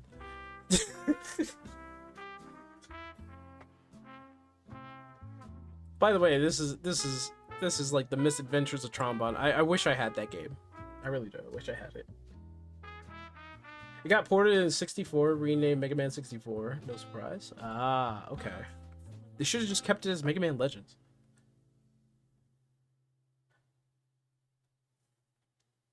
Trombone is smart. She can't get kicked in the balls like that. You'd have to have balls in order to get kicked in the balls. I mean, I'm not going to say the joke that is obviously in everyone's head, saying like, "Oh, they do. It's in there." I'm not going to joke about that. They honestly need to come out with Mega Man Legends 3, and they need to do it through somebody who's competent, because Capcom, they're focusing on Monster Hunter, they're focusing on Resident Evil. They have Okami 2 coming out, I believe, right? They're coming out with a new Okami. If they come out with a new Mega Man's Legends, like Legends 3, I'd be super surprised. Prefer ZX3? Have I played ZX? I think I have. I played ZX1. Is there a ZX3? Mega Man ZX. I don't know if there's a 3. There's a ZX1 and ZX2, right? This is ZX, right? There's ZX1 and 2. I guess ZX3 didn't come out. Seeing this sad Mega Man. 5 years since Mega Man 11, 15 years since Mega Man Star Force 3. That sudden stop of the anime of Star Force was one of the most disappointing things I've ever seen in my life. It's the same thing with the most recent Digimon. I can't play any of the Digimon or Star Force examples right now. I will get copywritten. I wish I was just on Twitch, and I wish YouTube would get their shit together. But if anybody remembers the Star Force anime, it just was like done. out of nowhere, done. And it was such a good anime for me. It was so good. ZX Advent, then 16 years since ZX Advent, 17 years since Mega Man Battle Network 6, 19 years since Mega Man 8, X8. Ooh, but yeah, Mega Man X game, and 23 years since Mega Man Legends 2. 23, Jesus. Capcom have so many wonderful IPs, but they keep milking the same ones for years. I mean, if we look at, what are we looking at? Monster Hunter? Monster Hunter Wilds, right? I have Monster Hunter Wilds. I think it's a fun game, but for the Monster Hunter enthusiasts, they're like, nah, it's getting kind of boring. Because Monster Hunter Wilds is catered towards those who are just coming into the series, and basically casuals. Basically. But it's still a fun game. And has like a really cute blacksmith woman chick girl. Like, oh god. They knew what they were doing. They knew what they were doing. They knew absolutely everything that they were doing, and they knew. They knew. They knew. They knew what they were doing. Who are you gonna fall? Are you gonna fall for this chick right here? Are you gonna fall for her? Or you could with the handler. She ain't bad. She ain't bad either. You like the nerdy types? She here. Wait, do you like strong types? There she is. There she is. I don't know. She's not really too appealing to me, to be honest. I don't even know who this person is. Is that the hunter? That might be the hunter. I think that's the hunter. Yeah, that's the hunter. Because I don't think anybody in there. That's the hunter that you make. Okay. Look, they knew what they were doing. They knew what they were doing. They knew. They knew. Make a Mega Man MMO. That's funny. I thought they made something. It was like X-Dive. That's not an MMO though. There's plenty of fan MMOs, I'm pretty sure. And they probably all got shut down. Mega Man MMO has already been tried, but canceled years ago. Oh, okay. I didn't fall for any of them, but they're fine. Because you already have a woman, Yui. But look at this. They knew what they were doing. They knew.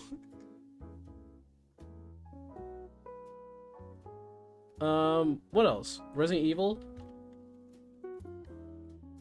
Is it Resident Evil 9 now?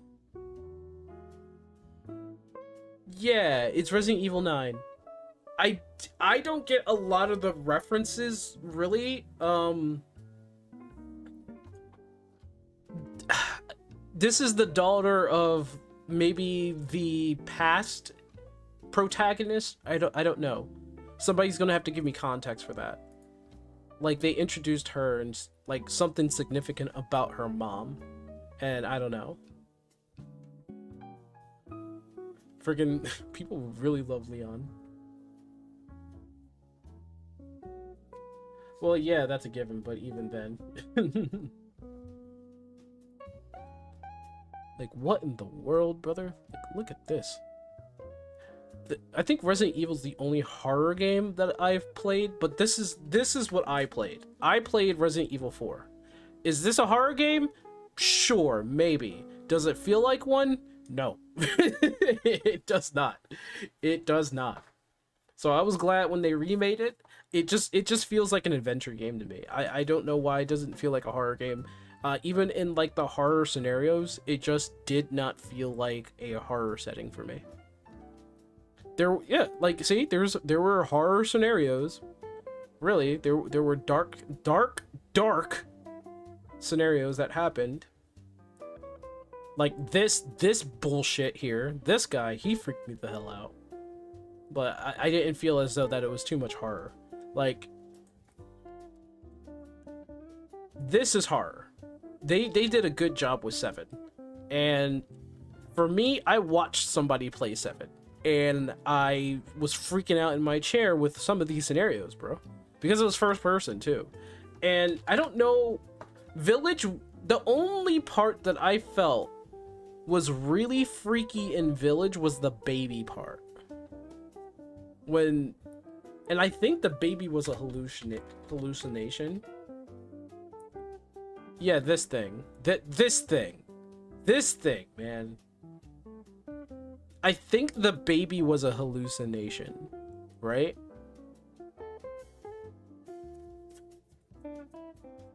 That's a brand new character? Well, shit. It's more survival horror than anything. Yeah, 4 still feels like action for me, though. What's your take on Tormented Souls? It's an old school Resident Evil inspired game. Tormented Souls 2 is coming out soon, and there is even a demo on Steam. I've never played Tormented Souls. I never played Tormented Souls, so that's the thing. Like, I don't touch horror. Like, this is beyond people's disappointment whenever I have to say that. Like, I don't play horror games. I've never played Tormented Souls. I've never seen gameplay or seen anybody play Tormented Souls. I probably will have to take a sneak peek and then run the fuck away. That's just me in a nutshell. It's like, hey, here's a horror game that I didn't tell you it was a horror game. It's like, what? And I watch it for like 5 minutes. I'm like, nope, nope, sorry. But it does look interesting. It's taking the old adage of Resident Evil and its old gameplay style, right? Because it looks like that from these from this perspective, which is good. Well, I'm sure there's fans that like this stuff. She has an eye patch. Makes her tough. Jeez, man. You got monsters in wheelchair. That they're a threat and they're in a wheelchair. And they're coming out with a 2?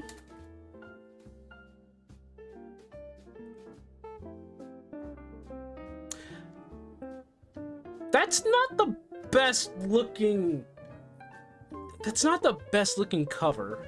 I'm hoping they have a different... No, it looks like it's the same cover.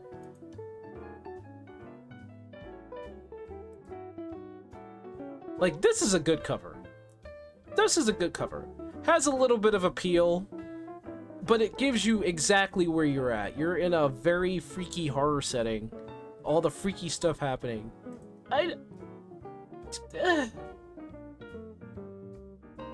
This too. I'm not feeling it. Not feeling it, really. I could see the theme, I'm just not feeling it. I'll take a look at it. Anyway, we're approaching 6 o'clock. I think I want to go ahead and go to the bathroom. We can get started with just grinding these Atmas. Jesus. But if you guys, you know, first cover gives mysterious a mysterious vibe. Yeah, I kind of, I'm feeling this.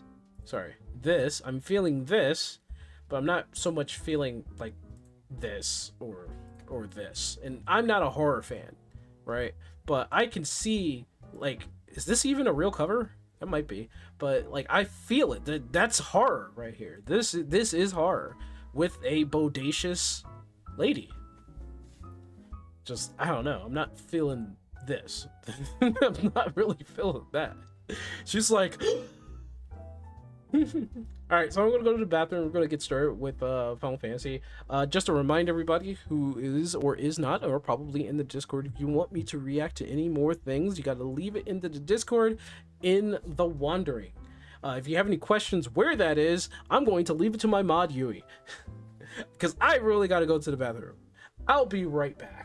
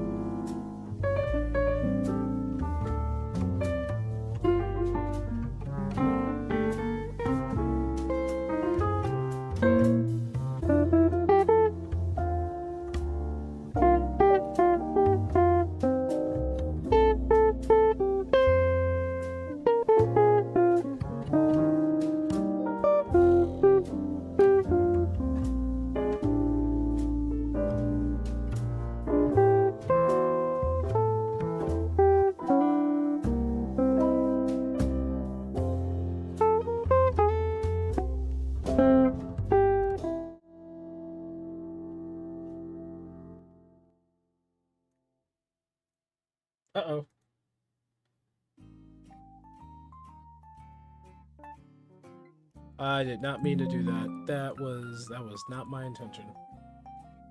That was not my intention. All right. I gotta change some things. Let's see. I just got to change the cause I gotta be fair. I gotta change things up in Twitch and in, oh my god, only 2K people viewing. What the heck? Get out of here.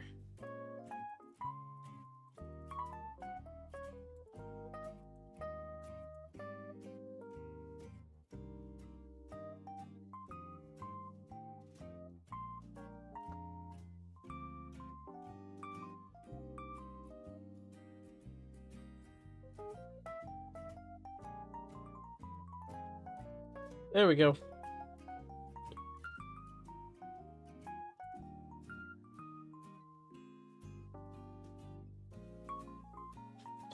Alright, we're doing some more Atma stuff. Oh! Good King Linky is playing Sonic the Hedgehog 3 and Knuckles, and Shotgun Seraph is playing Abiotic Factor. What is that? What's she doing? Sorry, I'm just curious.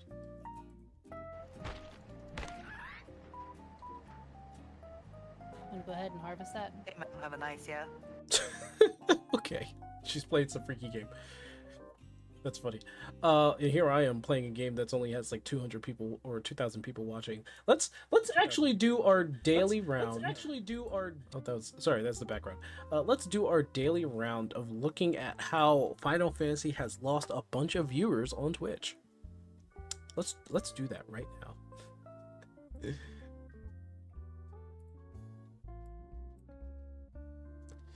All right. Oh, well, it's okay. I'm going to change it to high to low. So, as per usual, Just Chatting is at the top. Grand Theft Auto, Counter-Strike, League of Legends, Valorant, IRL. IRL? Special event? What's the special event, actually?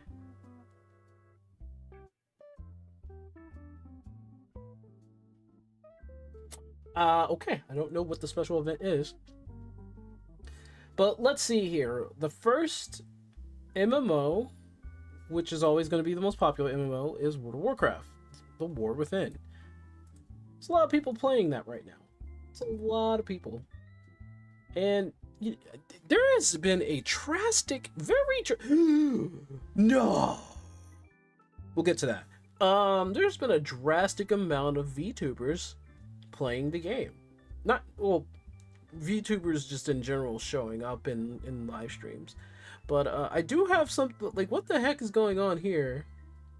That is an ad. I don't like you. I don't like you. Look at this. Look at this person. Look at this knight, this black mage looking person playing World of Warcraft. Look at them. How dare they? But there has been a drastic increase of VTubers just popping up out of nowhere. I think if you put in VTuber in the search, it should show everybody, right?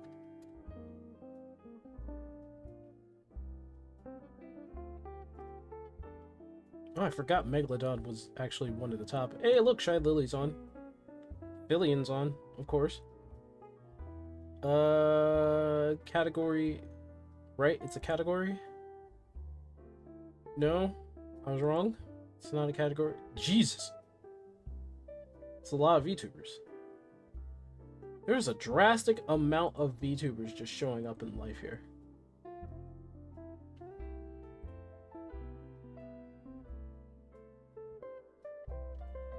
And I believe I was in special events. Yeah. There's a drastic amount of VTubers. Why? What is going on here? Why? What is that? what is that? But back to the journey. World of Warcraft, Albion Online. Albion? I'll be honest with you, I didn't expect Albion to get so popular. Like, no, really. Yeah, jeez. Old school RuneScape. Who's after that? I'm pretty sure it's probably Elder Scrolls, right? No, Destiny 2. I guess I don't know if Destiny 2 is actually an MMO.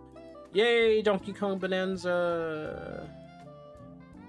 Boo! Boo, Nikke. Black Desert. Oh, yeah, Black Desert. How long does it take until we get to Final Fantasy? That's sad. That is so sad. 2K viewers. That is so sad.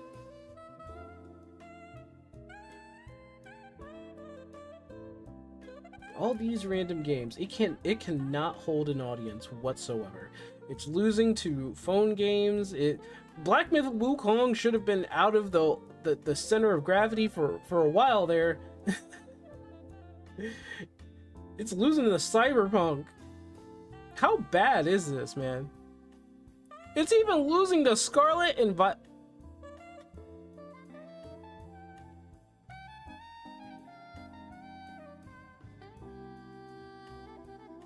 It's losing to Sea of Thieves. This is Goat Wars too. It's losing to Sea of Thieves.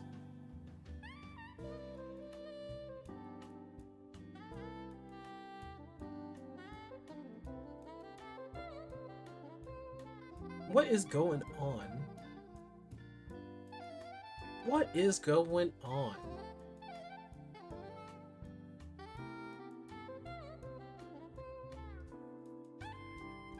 Well, anyway.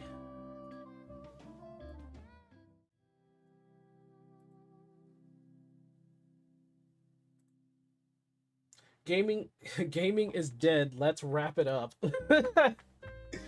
I'm tempted, man. I really am. I'm tempted to just like play something else, whatever, and do Atma grinding on my own time. I really am. I am so tempted. Like, there are so many other options I could do. I could play anything I want. Well, not really, but like I could play any other game that I have. I have so many just ready, you know. So much is ready.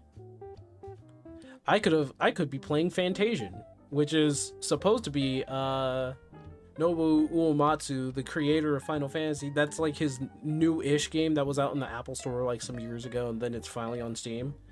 And that game looks pretty good.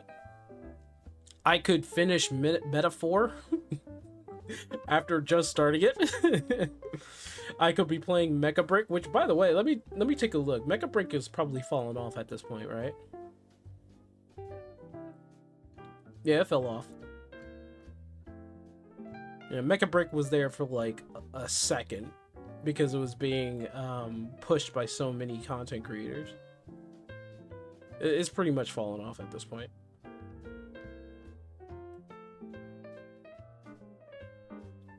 I'm just trying to gear up my Warrior and WoW as much as I still can and see if I can do that solo delve achievement.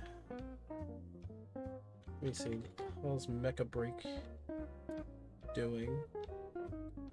Mecha Break has 900 viewers right now.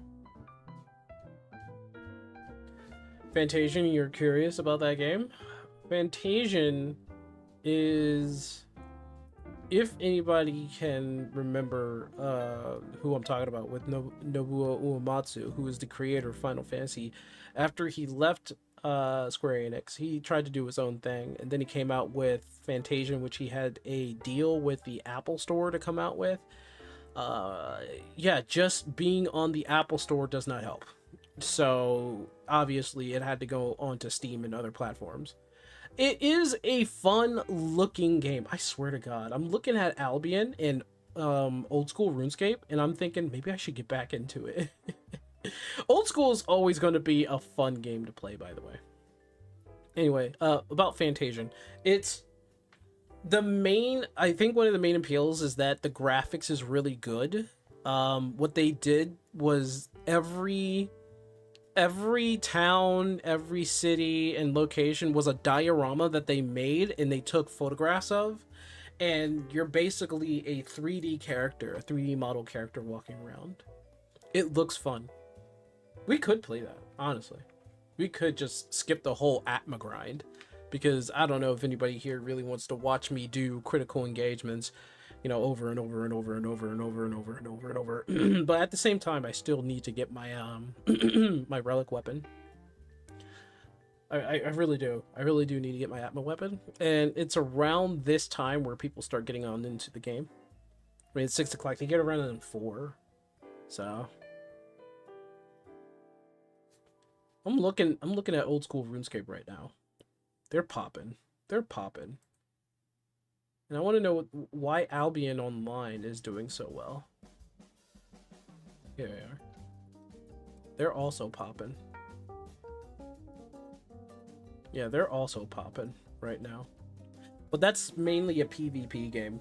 And as much as I would love to play it for just like the PvP nature of it all, it's very, very harsh in punishment, because if you die, you lose all of the stuff that's on you, and then you're naked. And then it's like you have to rebuild. It's basically how old school RuneScape do their PvP, but it's maybe 10 times more severe. Like I'll show you an example. I think one of them is actually, that's not the right one. Let me switch over real quick. It did show the same screen, but there's a different format to it. Like this guy, I'm pretty sure is the overall like #1 Albion streamer. This is his guild, basically, and the main thing about Albion is killing people for loot. You grind to get resources so that you can make your stuff, only for it to get taken away. Right now it looks like they're just, you know, going someplace.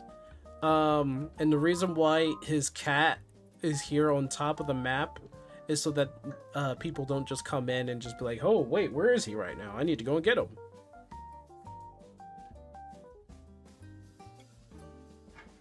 You cannot play this game solo. You need to have a guild. I mean, you can try to play the game solo, you're just gonna have a miserable time.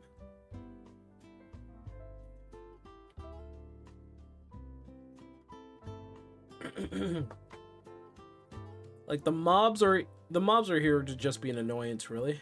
They're not really here to be an obstacle in your path. There's like dungeons that you can go into to get loot and stuff, but like it really doesn't matter.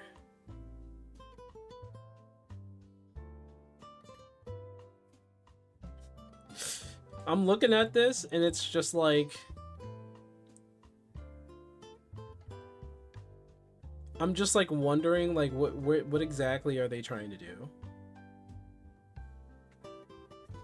It looks like they're going someplace.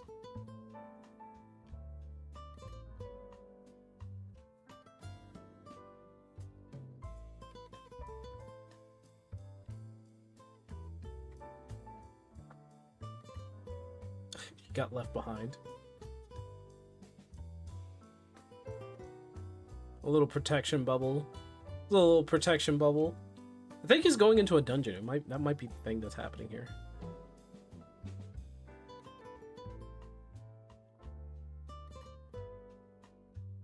Oh my gosh. What is going on? Jolly Rancher ropes. How about V-Rising? I've been playing V-Rising, and I have 2 more bosses, which is the new boss that came out with the latest patch, basically the Witch, and I have Dracula. What's up, Buttercup? Nothing much. What was it? Nothing much, Cottontail? Oh, yeah, here it is. This is a PvP. Well, okay, that doesn't look like PvP too much. That looks like they were going after a mob.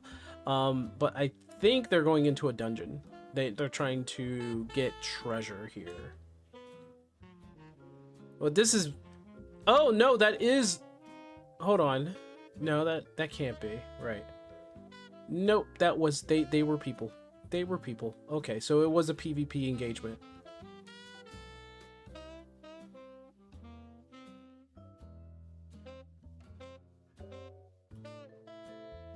Nope. Nope, I think... Never mind. No, it was a PvE engagement.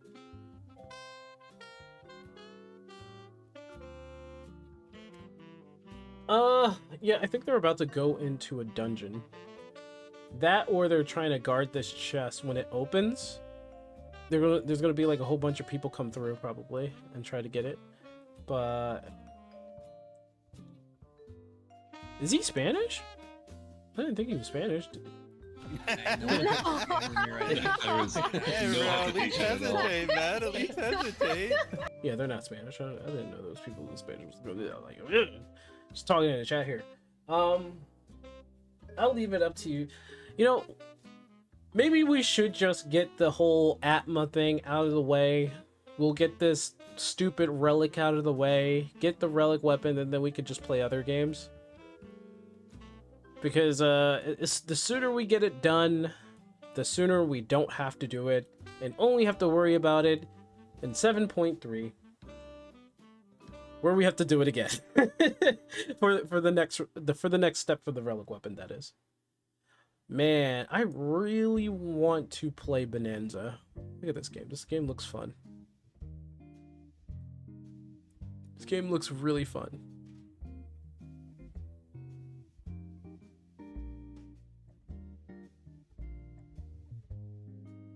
Oh! Oh! Oh, he's doing a, he's doing a speed run.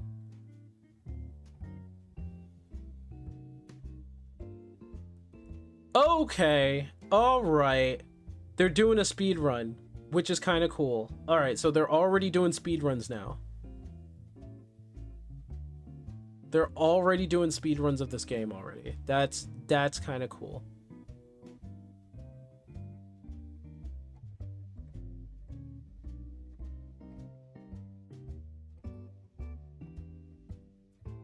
Yeah, they're already doing speedruns. That's pretty damn cool.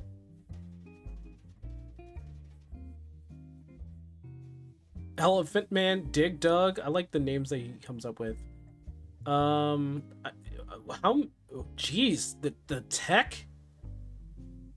The tech? The crazy tech, dude? That's a crazy ass tech. What the heck is happening? The crazy tech, my friend. Jeezers.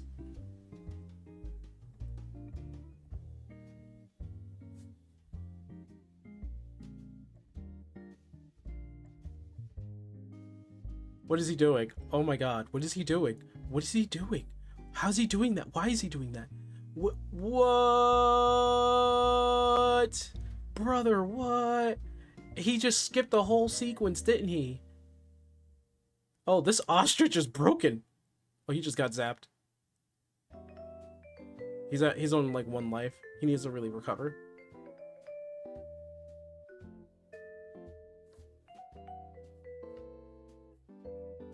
Small Ant's also doing a run. I think Grand Pooh Bear is like maybe like facing people on this, but I'm not really too sure. Hey, Cherry! This looks really fun. I think he might have practiced this too. Oh, he could do a double? I'll keep that in mind.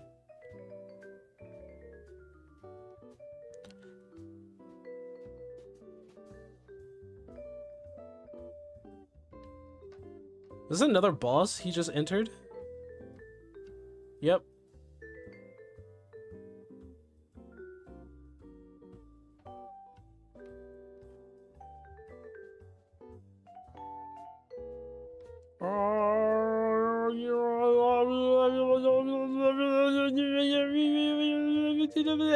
Look at him.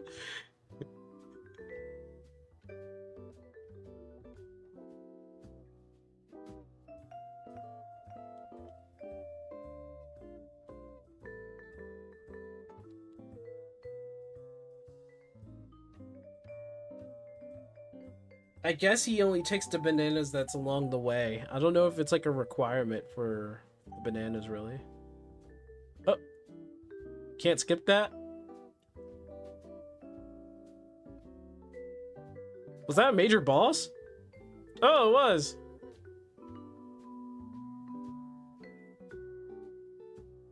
Ah! Dig Dug. Oh. Okay. Well, before I get myself spoiled too much, because they're doing a speed run, I'm just gonna leave the game. Pauline is in the game? Yes, it was shown in the direct. Straight up. Straight up. It's in the game. Yeah, Pauline is in the game. She's not a spoiler. She was part of the direct. They were just like, hey, did you know the stone thing that you have for like a second is also Pauline? It's like, oh yeah, what? Why was she in the rock? I don't know why she was in the rock. But they were just like, oh yeah, it's Pauline. I really want to get the game. I really want to get the game. Bananas are used to upgrade skills. They give DK a list of skills to learn with collecting bananas. So it's not a requirement. It's just like he just gets more powerful the more bananas he eats, or the more skill. Because I do know there's a skill point system.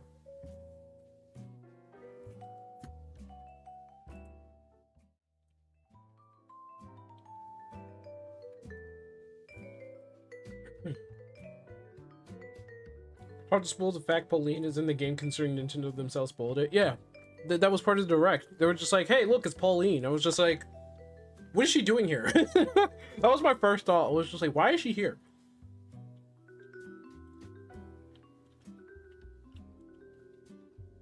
Every boss gives 5 bananas? Interesting. Like, my question is, what is the strat to the speedrunning? But I shouldn't ask that, because then I'd probably spoil myself.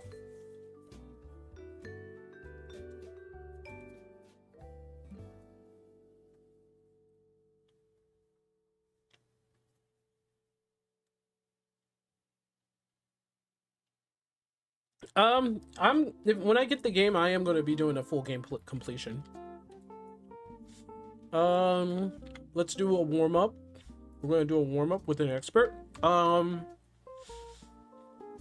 Let's do, just to show you how boring it is, we're going to do an expert with Black Mage.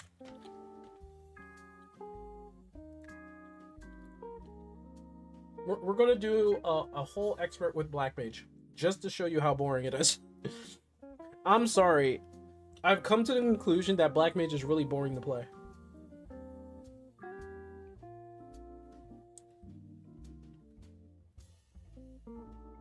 And for speedrunners, if they only do story completion, then you can actually just do the game with 0 bananas. Really? Okay. There's a total of 777 bananas.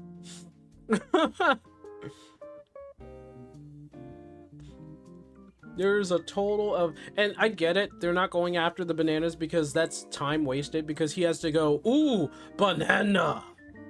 And I'm just like, oh, okay, all right, well, that's...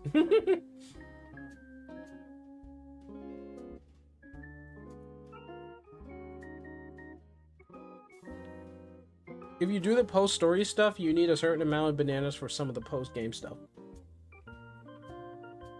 For completion's sake, I'm gonna get all the bananas that I have access to, I can get access to. Obviously, try to complete with as many of the bananas as I can.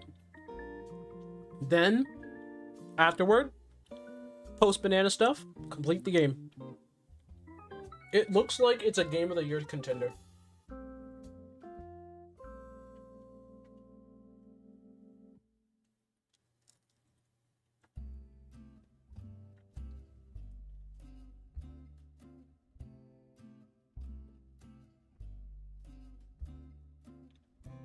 You didn't go to a different level till you got all the bananas? It's probably what I'm gonna do. All the available ones. Because I know there's post-banana stuff. The game isn't that good to cherry. Watching a lot of gameplay and bosses die fast. because it's a lot more to it than just the bosses. But I'm figuring you're talking more about not just the bosses, neither. In my honest opinion, it looks like a fantastic game. It was made by the Odyssey team, and Odyssey was really good.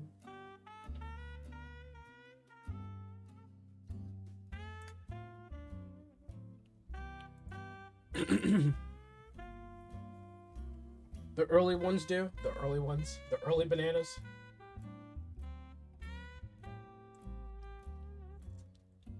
You look past the dip in frame rate. After all this time, they still can't fix the frame rate issue. Well, I can honestly give them a little bit of leeway because of everything being, almost everything being breakable.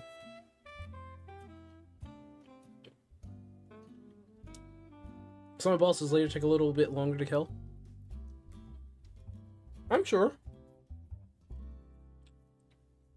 You seen a full playthrough? Well, I haven't, and after seeing a full play, like, the early gameplay stuff has me looking forward to it. Like I said, the bosses are just there as well. You're spending more time, well, of course. Yeah, if you're, I mean, that's the point, that's kind of one of the points of Bonanza, right? Exploring and looking for bananas. I find that very, very appealing. It's like in Odyssey where you're going around looking for moons. Like, and some of those moons are just weirdly out of the way somewhere. It's like you go behind a freaking vendor or off onto a floating island, or you gotta go through a picture to do some sort of challenge. You know? I find it appealing. I completed Mario Odyssey, and after completing it, it felt like, you know, I had to turn off, or I had to, like, put down a pet because it's like, I'm never going to have to play you again. Unless it's for speedrunning. Definitely recommend avoiding getting the final boss spoiled because YouTube decided to spoil it for me. Oh, shit. Well, I hope it doesn't show up on my radar then. Also, I mean, it's a collectathon, so if it wasn't spending most of the time collecting, I'd have questions. Yeah. I don't know. Cherry probably wants something out of the game, and I don't know what she wants out of the game. It's like if you made it a point to just fight bosses in Banjo-Kazooie, then why call it a collectathon, you know? But I'm sure there's something that is like not appealing to her in the game.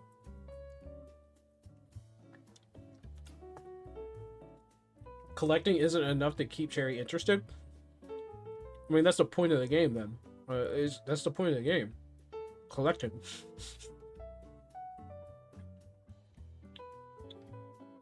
So I guess it's not a game for you then. Like, Donkey Kong at first, and then later, was more or less just a platformer. That's all it was. But it had things to collect in those platformers. Donkey Kong 64 is a collectathon. And it used to hold the record for the most things being collected. I think it got beaten a long time ago. I think it got beaten a long time ago. But 100%ing Donkey Kong 64 is a trial. And I guess now they're bringing back Donkey Kong yet again in a collectathon scenario, but they're using the Mario Odyssey kind of method in design. And you know what? It looks good.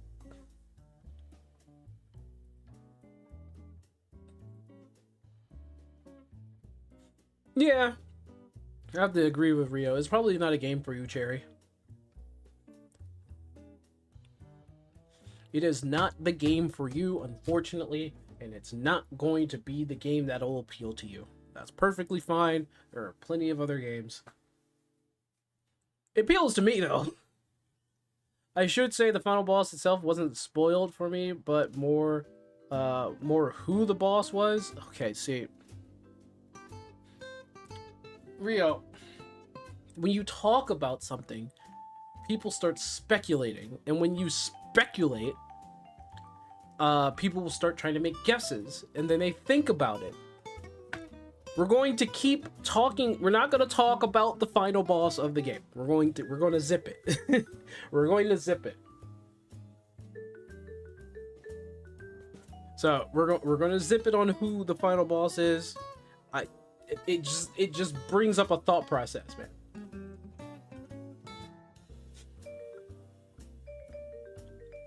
Let's talk about how long it will take Sync to finish his weapon. I'm hoping not too long. I'm hoping that, like, it won't be too long before I finish this damn weapon and I get to be free. I get to be free and for like a day. And then I gotta come back and do it all over again.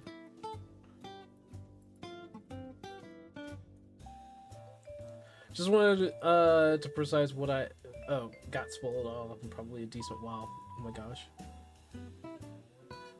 Hope you enjoy Bonanza, because I know in my case I absolutely love it. Everybody's been saying good things about it.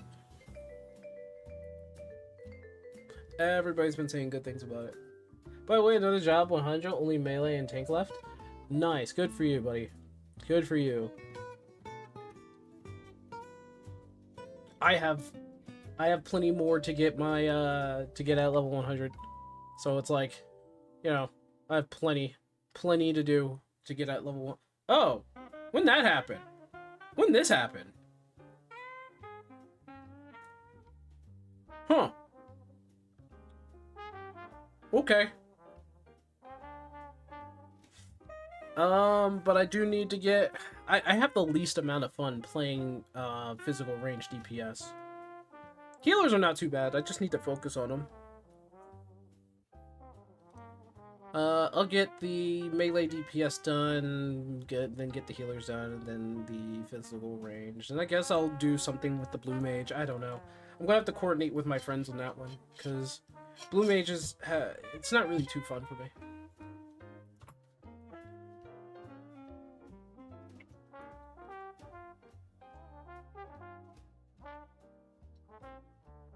Playing Wilds.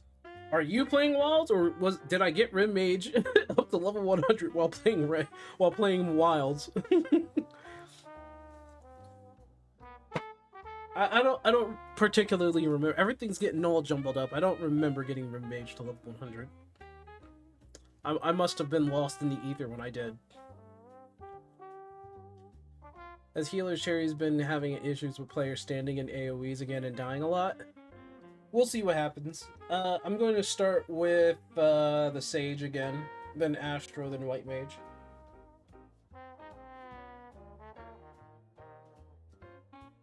I have an action that I have to go through. Ugh. Oh, many things.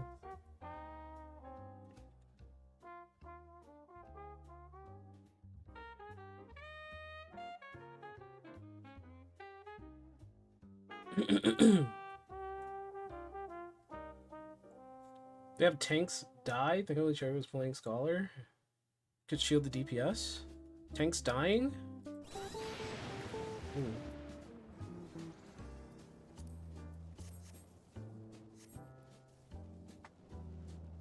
To be honest, lately I've lost track of how many times my healer died when I decided to do expert as a tank. Everybody has a problem. Alright, let's just say that. Everybody has a problem. Everybody has a problem.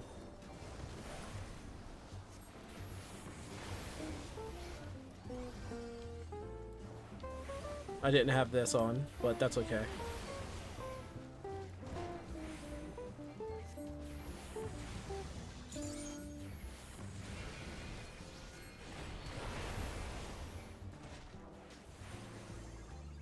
Yeah, tank didn't seem like they could mitigate properly. They felt squishy. Were they a Dark Knight? That would explain a lot.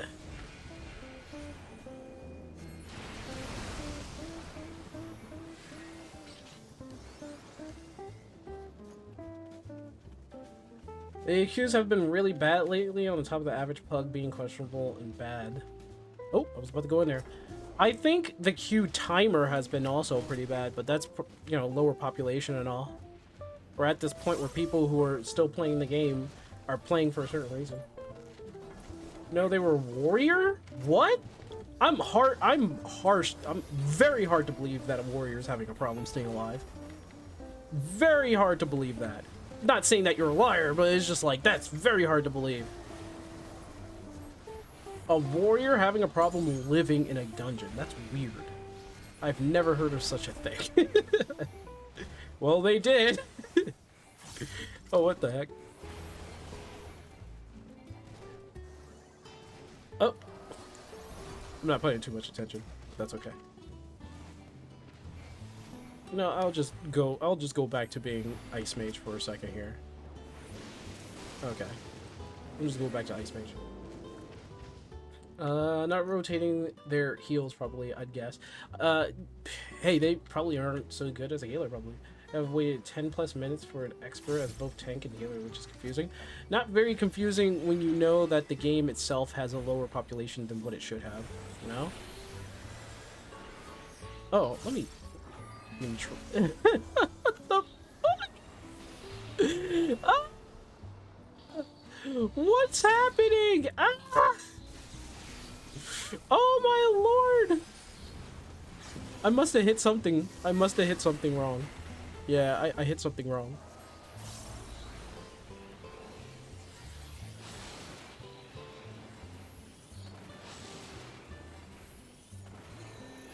I messed up my rotation already. Oh. Oh god.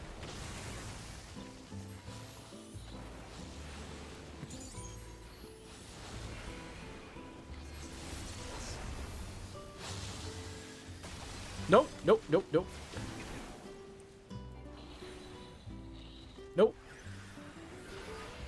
Messing up rotation already, bro.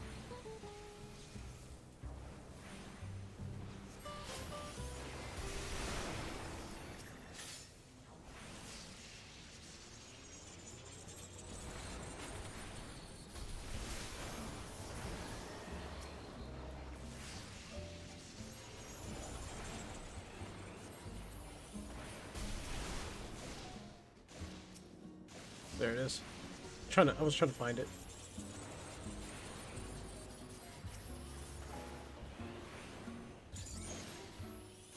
Oh my goodness. You know what? I'm just gonna waste these. It does over 100k. Why doesn't? Oh my gosh.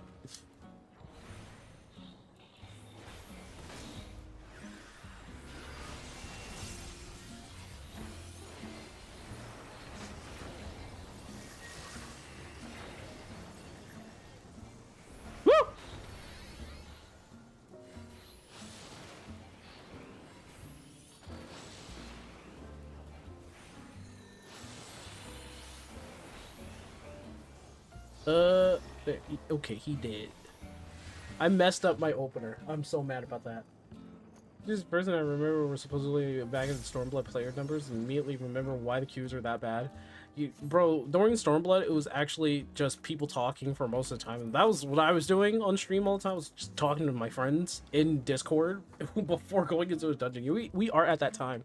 And I think it's, you know, people were falling out of that whole honeymoon phase. Oh, yes, me, yes. Ow.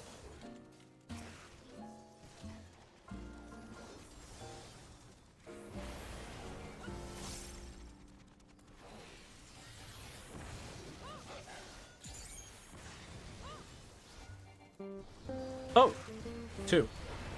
Damn.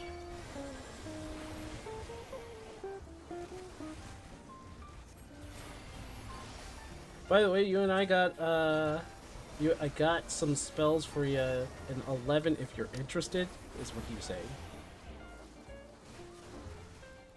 Oh, nobody. Had to have a DPS tank a few times.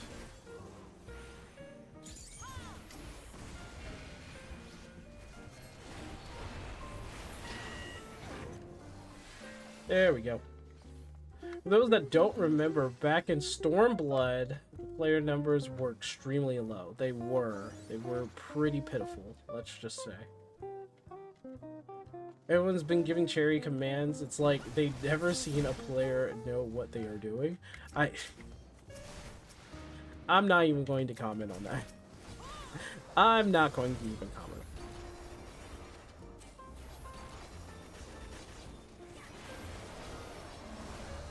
Well, let me just back up here.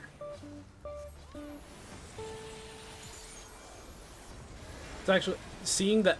What is the skill level of average healers at this point? Like,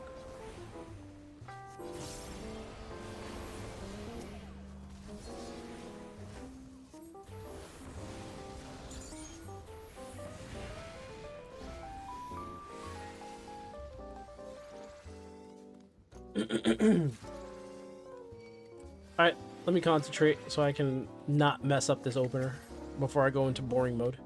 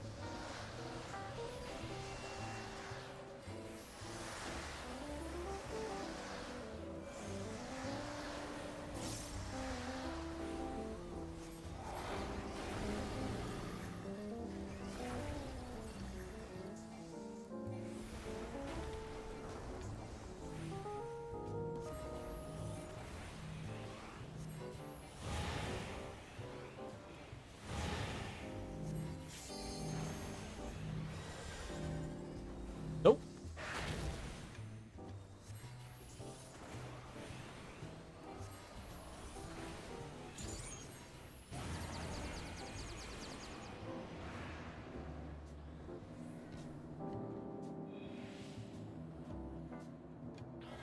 Ugh! I hate that.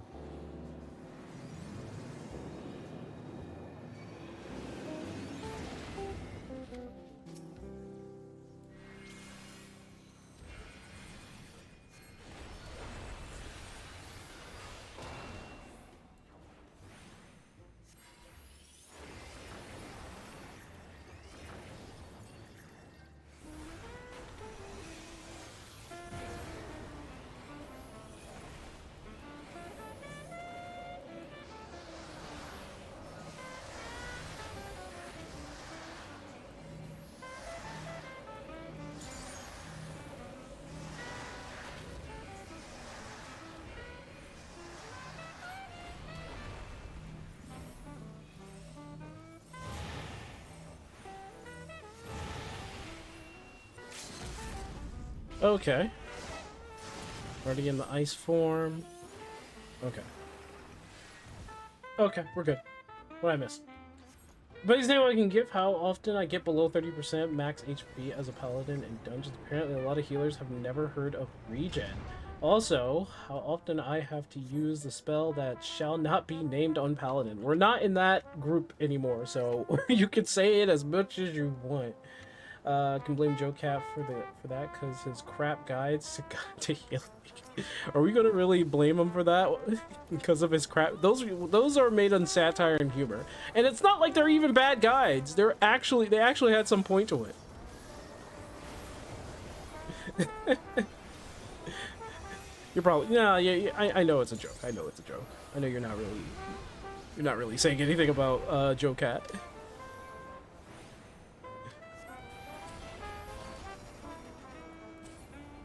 Oh, he's dead.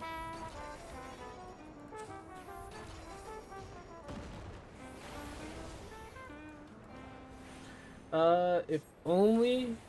Oh.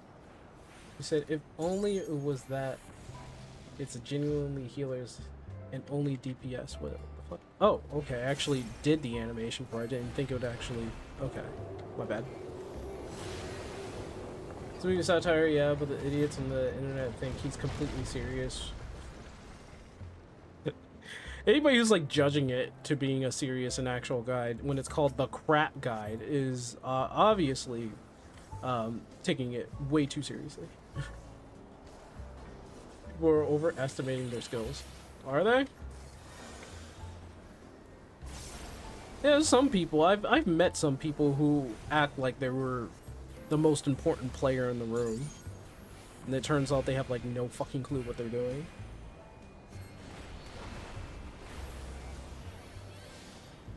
I'd be sitting there, I'd be like, "Do you really know what you're doing, brother?" And he'd be like, "Yeah." I'm like, "What are you saying? I know what I'm doing, man." Sounds like you have no idea what you're doing. Oh.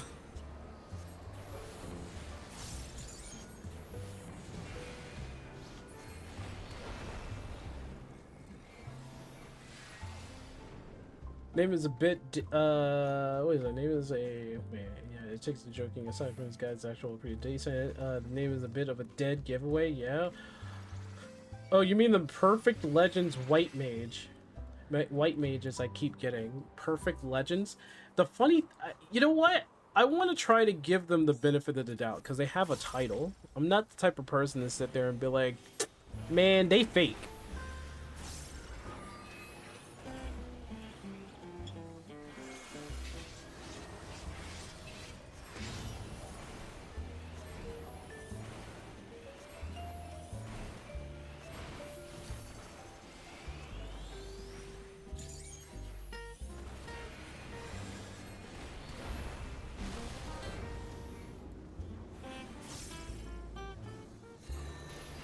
No!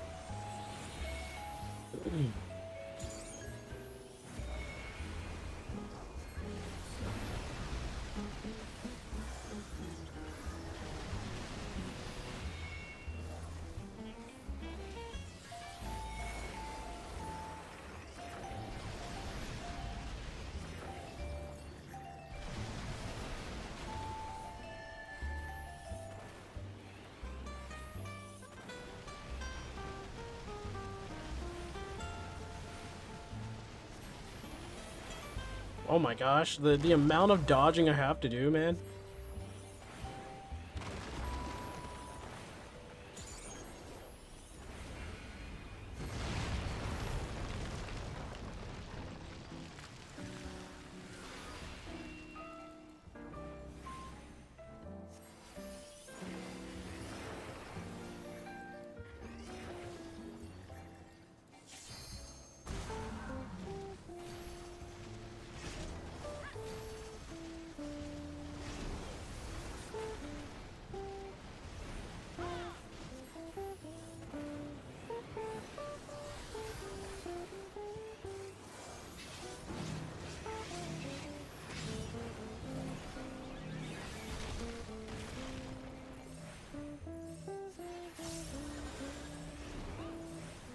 God, there's so much dodging and so much moving.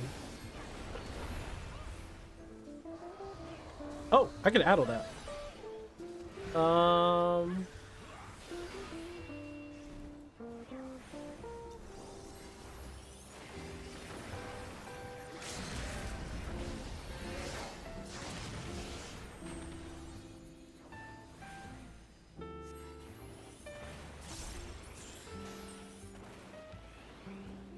That was a good team.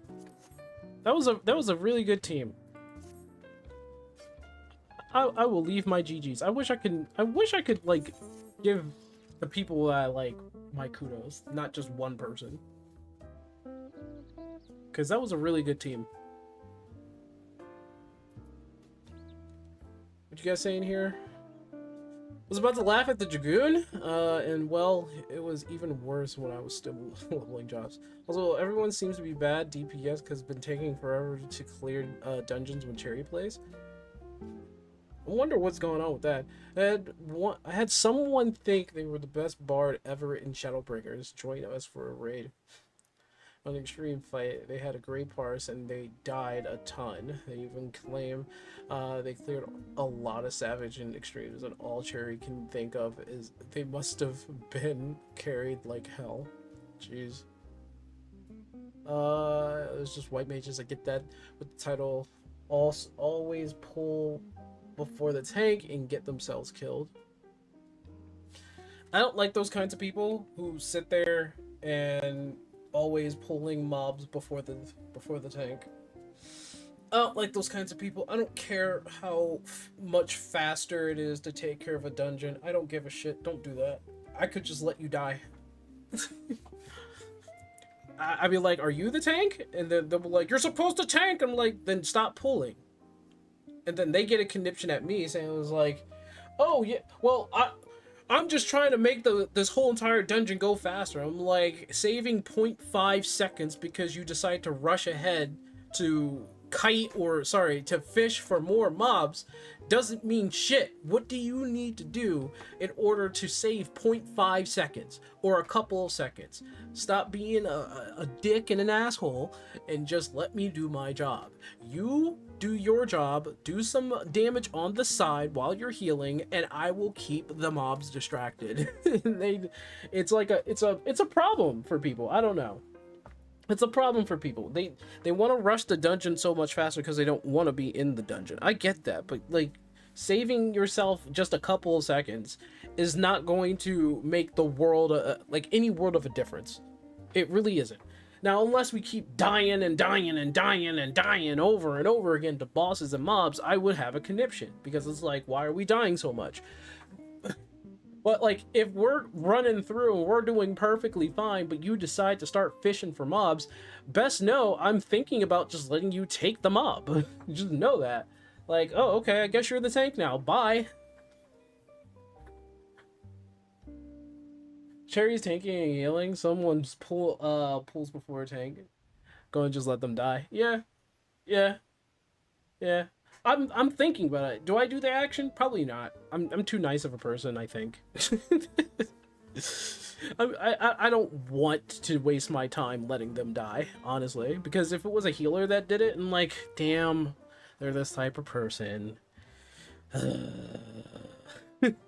That's what I'm thinking. I don't really want them to die. Because it's a waste of time.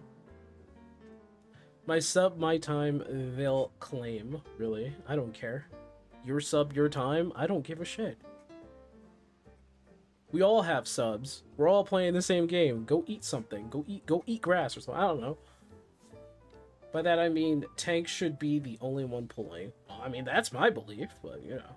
If like the tank asks somebody to pull more mobs in, that's another story. Congratulations, you just lost 5 minutes. Because it's like you wanted to save 0.5 seconds. All right, bye. The skill level of players seem below average right lately. I mean that still goes into my hypothesis on what I think the player base's skill level is at this point. I've said it over and over again. I'm going to keep saying it. I think the game itself does not prepare people or players when they get into Dawn Trail. It just doesn't.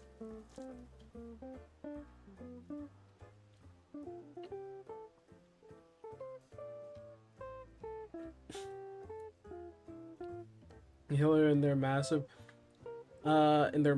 genius decided to grab the next pull and died. Was there a scenario that we were both in that? Because I believe then we were both DPS, right? And the tank was under geared. Well, not under geared. They're like just above the eye level geared.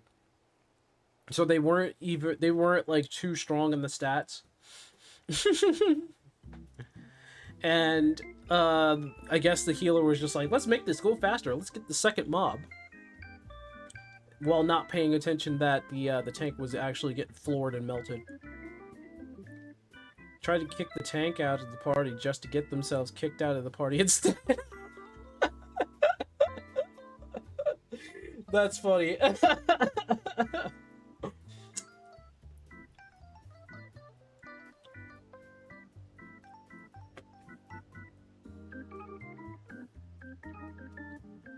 DPS were not having any of the healers crap. I think we were having, we did have a run like that before. The one I'm talking about is one where I was by myself since I was leveling a DPS. Oh, okay.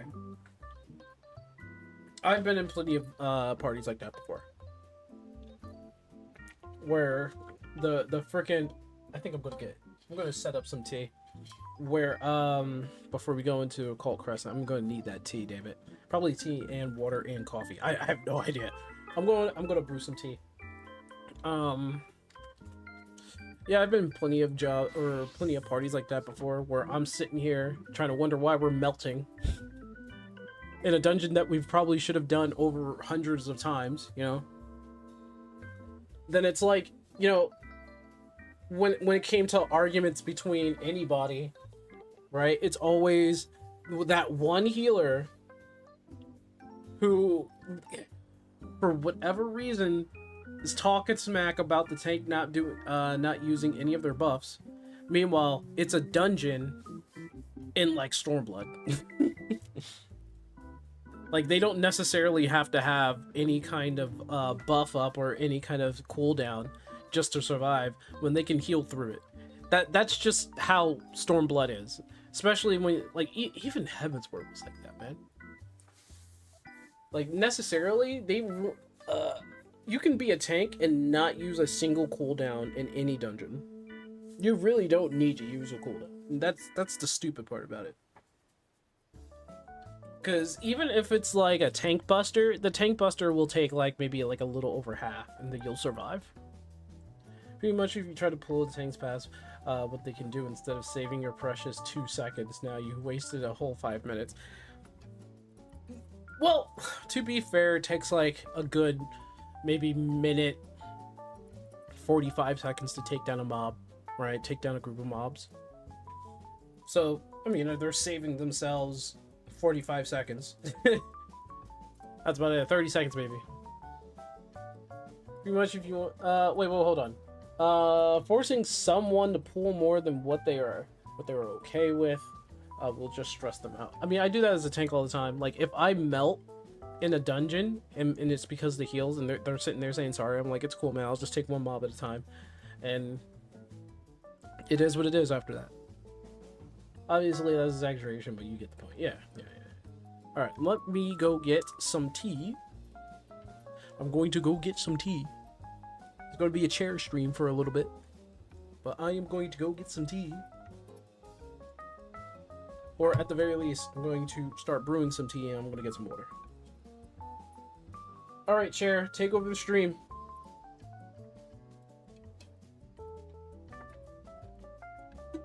The chair has taken over. The chair has taken over.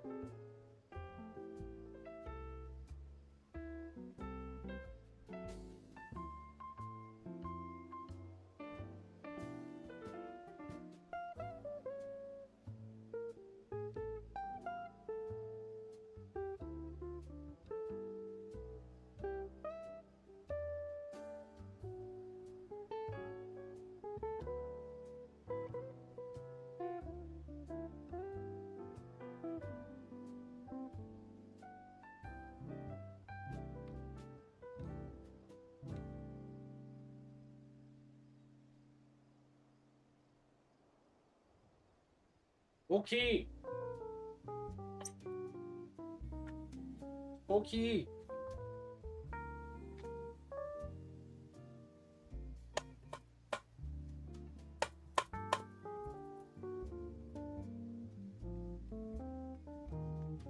Wild's pools are ridiculously large. Ow. Why do I keep doing that? Are Wild's pools ridiculously large?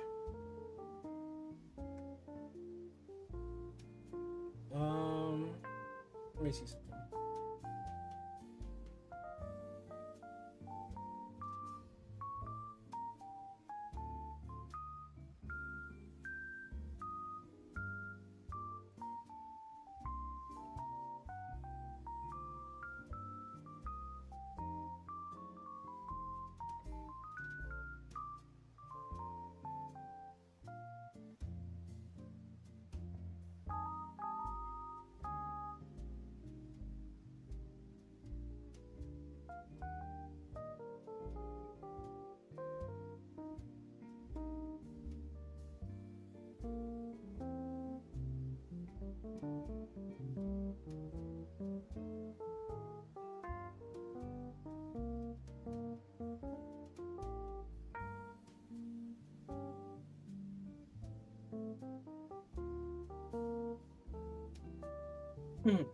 We're gonna be waiting for that tea, by the way.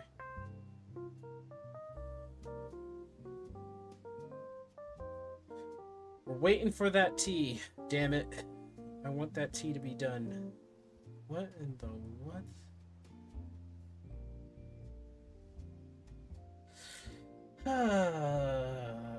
I got... What is... I need to ask this. What is the, what is the norm? What is this? To me, Donkey Kong redesign is a 9 out of 10. I have really grown to like it and fully understand why they wanted to change after 30 years, but you can't top the rare design. It's 10 out of 10 perfect. Funky is reintroduced, but they maintain his classic DK look. The Donkey Kong redesign, man.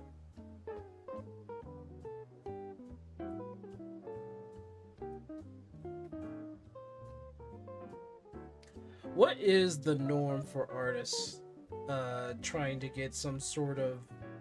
I don't know, they're really trying to get your attention online.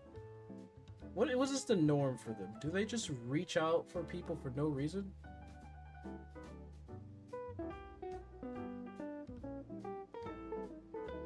Like, I keep getting people on Twitter saying, like, they're following me, and the first thing you see is that they make logos for streamers, and they make art for streamers. And I'm like, well, that's another one. Like, I'm completely and utterly thinking about just ignoring them all.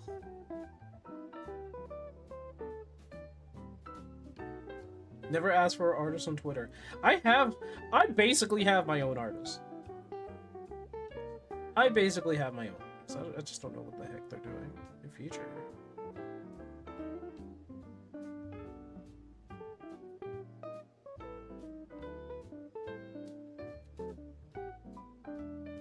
You're asking for SMAP. Or spam. It's SMAP. I'm asking for a SMAP. But yeah, it is going to be... It is spam. It basically is spam. Which reminds me, I'm just gonna... Like, there's like some people on Discord, right? They get on my nerves with this shit. So, I'm gonna just... get them off of my ass real quick. Get them out of here.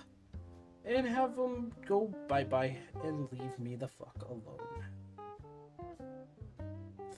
I'm gonna try and find it first.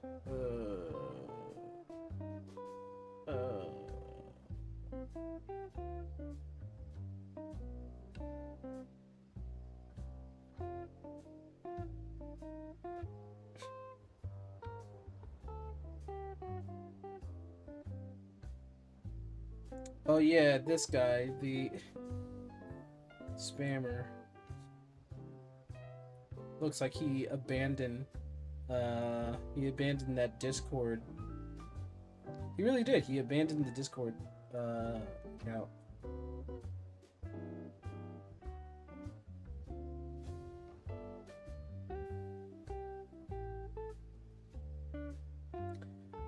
I think these are not just spammers. They're probably not just spammers. What is it? Not grifters. Scammers. There we go. I don't know. Well, how hard was it to replace the P with the C? They'll flood your Discord and everything and try to get you to work with them, as well as PM you on every social you have. True. You on Discord, you're not safe. I get people sending requests all the time, and basically half scam links, half are art selling spam. True. Yeah. Especially since they're using AI to make the art. Never ever openly ask for an artist.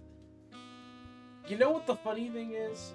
Like, going up to an artist after they show themselves on Twitter and they're showing themselves for a reason. You know, I feel as though they do that and you can ask them, hey, can you draw something for me? Or can I hire you to do something? And then you have all these people going around saying like, hey, do you need an artist? Do you need a logo? I think you have a change in your background. So never ever openly ask an artist. This is the downside of having multiple Discords for games I play. Yeah, right now they're going through Dungeon Master. They're trying to contact people through Dungeon Master.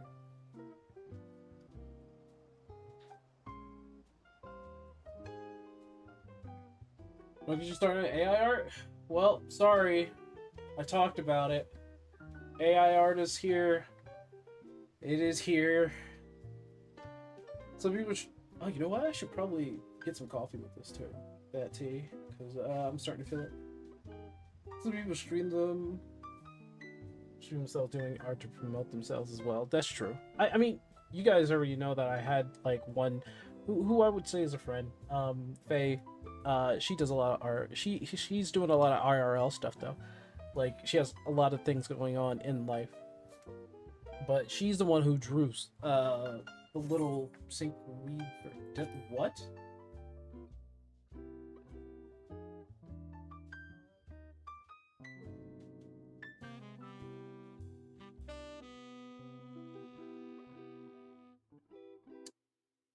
Guys, you still with me here? Yes, they have AFK tickers turned back on. For what reason? Population is too low for this.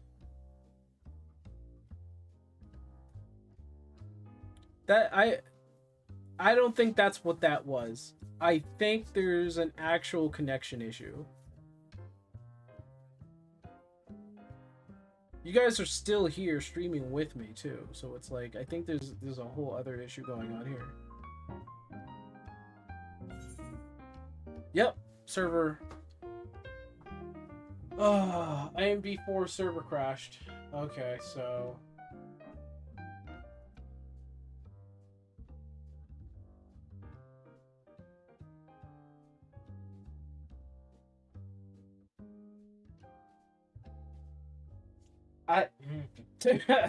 okay. So I guess something happened.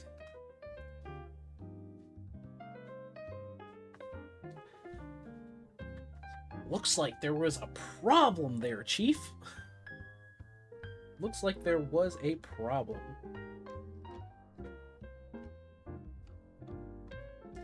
Alright, well, I guess I'm doing something else. I don't know. Until they fix it. They'll probably fix it in like a half an hour.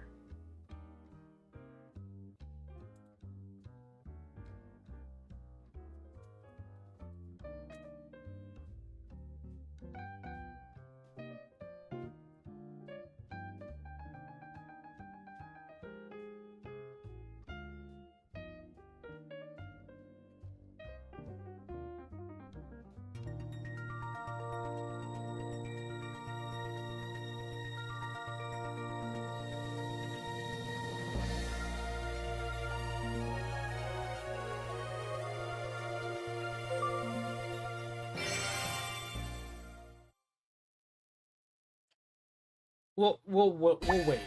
We'll wait. By the way, this is Fantasia.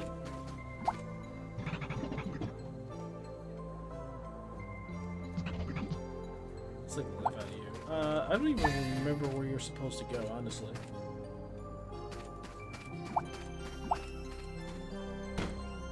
This is all a diorama, by the way, Agent. Like, all of it is a diorama. And it's old school RPG. Look, this man doesn't even care. I opened up a chest. Monsters are growing, more vessels better take self-preservation. Look at this thing here. The inside of this place, right? It's a diorama.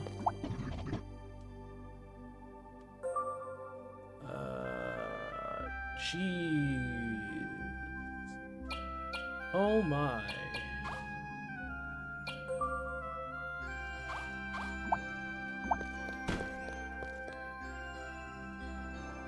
Yeah, see, all this is handmade dioramas.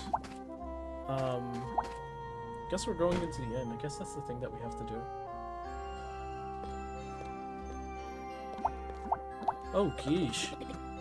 Wait, said you do something to this place. What's going on here? Have I decided on an order? Look at that steak, dude. Potions! Potions! Hello, are you staying for the night? Sure. Why not? Old school RPG. This guy's always trying to experiment and innovate with his games. Of course. It's what I do, going back upstairs. No! There isn't a top room where I could start stealing stuff? What kind of RPG is this? Anyway, I have no idea where I'm supposed to go. The storage unit can never be too safe. You never know what kind of bacteria might reach the new district. Bacteria? I found a potion. That's a chicken. That's a kid just running around. Is there like a part? Hey, Leo!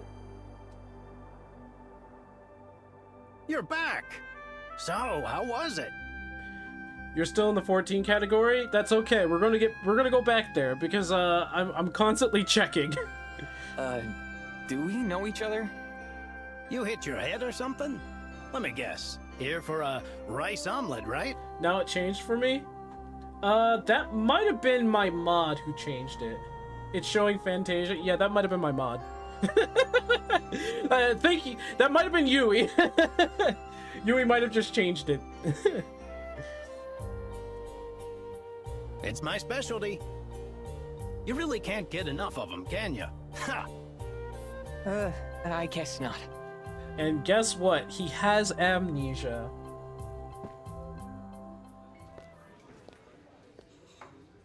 This is... Give me just a minute.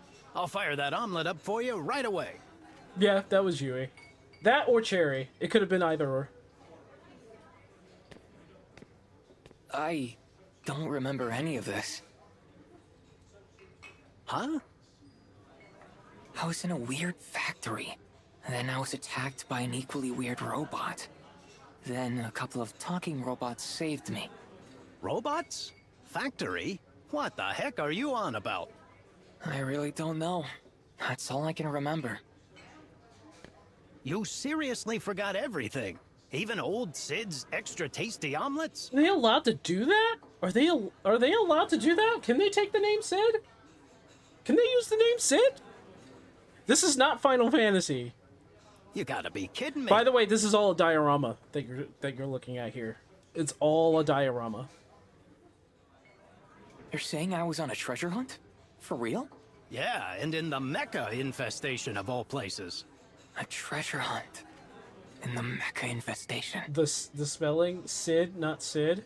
Maybe a look Okay. at all your loot will jog your memory. They just can't get away from it. Sid is a name, true. Can't copyright Come a on, name. I'll show you. True. Look at this it's so cool. This is all handmade diorama, and everything that moves is like digitally instilled into this game. think about that for a second. They put in extra work making like felt stuff. Like some of this looks like it's actual puppet stuff, like felt stuff that you would make as like a little art project as for a kid. They did all of that. It's actually pretty damn good.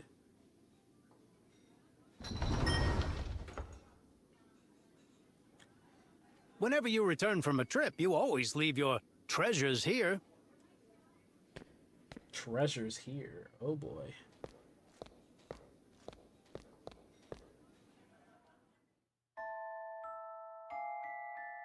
Yeah, like, Not look at much that for chair, tidying man. up, was I? These gorgeous games like this never age. True. True. What is this place? The mini toy box. Mini toy box. Kind of a dumb name, isn't it? You're the one who named it. This used to be Bernard's room. Bernard. Jeez, how hard did you hit your head? Bernard's your father, Leo. My father? Bernard. Oh man, the whole losing of memory thing, man. I remember. It's classic, I but think- you know, I'm too old for this. Right. My father built this place. Take a look around. Hopefully you'll remember something. I'll have your omelet waiting when you're done in here. Good old Sid with an S. Good old Sid with an S. A few notes. Is this my handwriting? October 8th, to the factory. October 14th, date with the princess. Date with the princess. Eggs, rice, ketchup. What's the store? It won't open. Weird place for a rope. Something's fishy about it. Uh-oh, did I... Whoa, so that's how you open that. Who comes up with this stuff? I found a ruby! 2 different world maps from 2 different worlds? Yeah, amnesia is too overused. This came out, This came out, like, sometime... Shit, I wasn't supposed to touch that. What is this thing? No good. I can't remember. But it looks like it could be pretty useful. Okay, I guess I can use... I'll hold on to it. Okay, as long as the story doesn't progress too much. Oh, look at... I don't have an iron key. But you could tell by looking at it, right? This used to be, and it was originally on an Apple device. Like, you could play this on a tablet. And that, I don't know why they There's a decided to note. do that. Passcode. Date.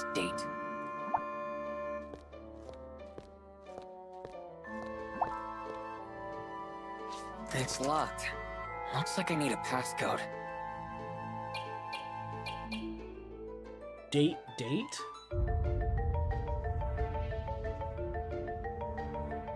What? Hey, it opened. This symbol. I've seen it somewhere. Ah, I remember now. Yeah, that's it. This is the treasure I found in the mecha infestation.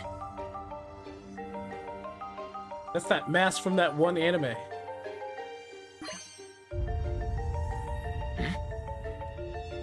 There's some sort of lever in here. Pull the lever! Nothing happened, but I can't remember what.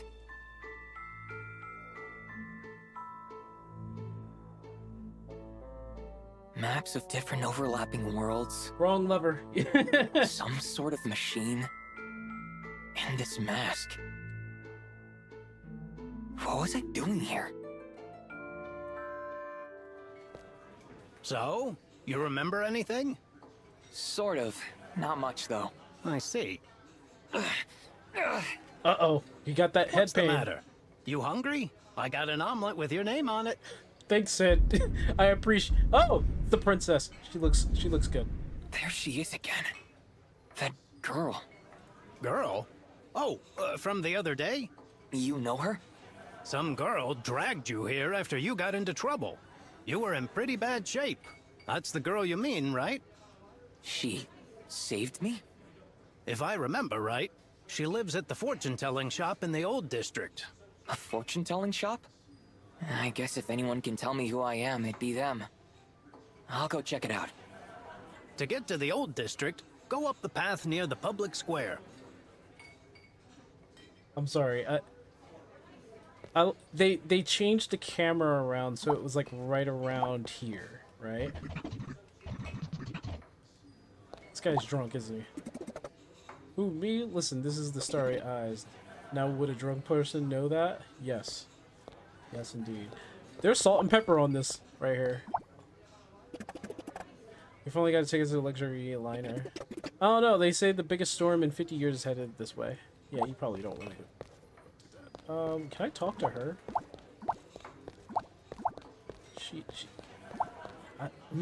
Can't really talk to anybody else here. Sid's pretty sharp. Sid just knows what he needs to do, you know? he knows what he needs to do, he knows what he needs to say. How the heck am I gonna get up there? Solved. Solved. Always look around. What's that over there? Guys, I'm getting pulled into the RPG. I gotta know. Only a finger on the treasure chest to get from a malevolent god, so it's got to be something good. I heard they bought it back for somewhere with Megaterra. What was the point of bringing it back if you can't open it? Well, you need a key, right? Always explore. Wait, there's a way out of the center of town, but I wouldn't go alone. It's all monsters and Megaterra out there. You're here to work and just look at the luxury line. Save it for another time. Can I go into people's houses? Doesn't look like it.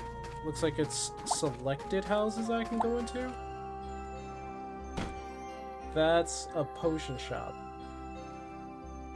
Oh, bro, this is just beautiful. I can buy items. How many potions? I have 13 potions.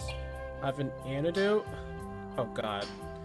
You know damn well whenever they bring out an antidote, you be like, alright, gotta buy one. Can't go nowhere without an antidote. What's this guy just standing here? Your friendly neighborhood item shop. Oh, thank God. We have that here.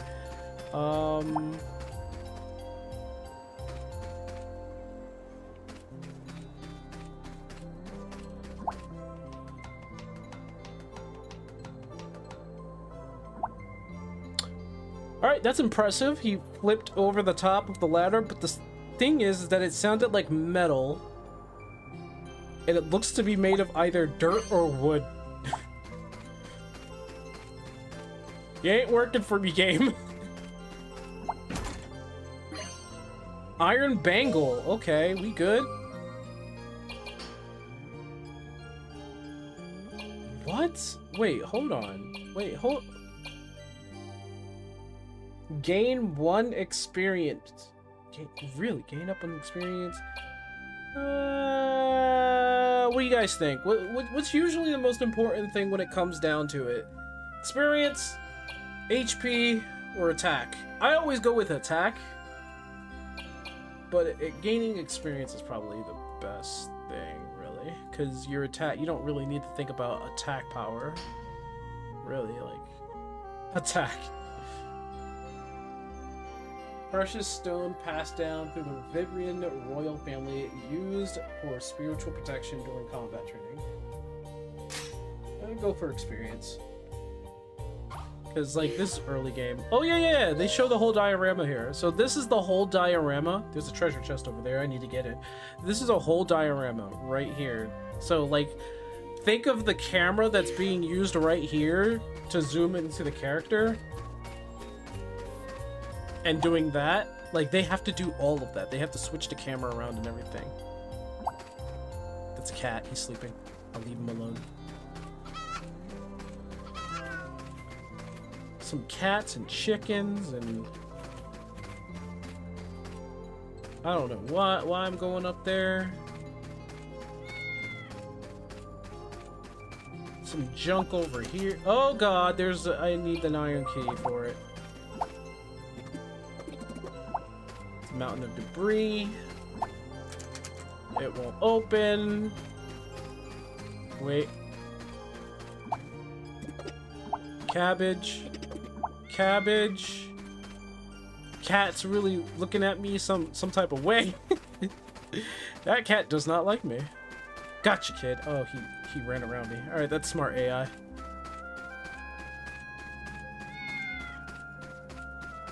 Cat does not like me, bro.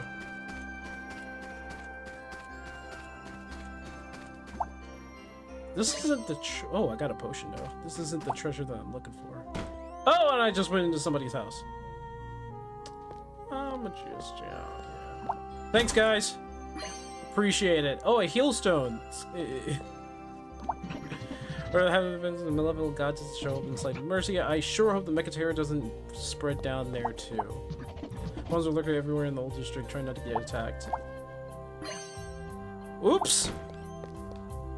Man, it's like I'm a thief or something.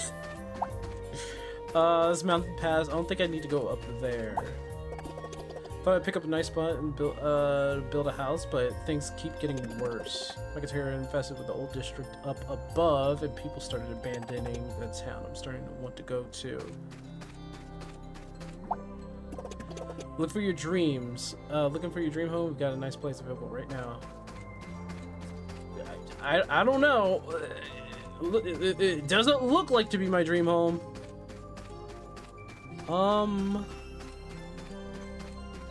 Nope. Can't go this way. So I'm looking for a spot here.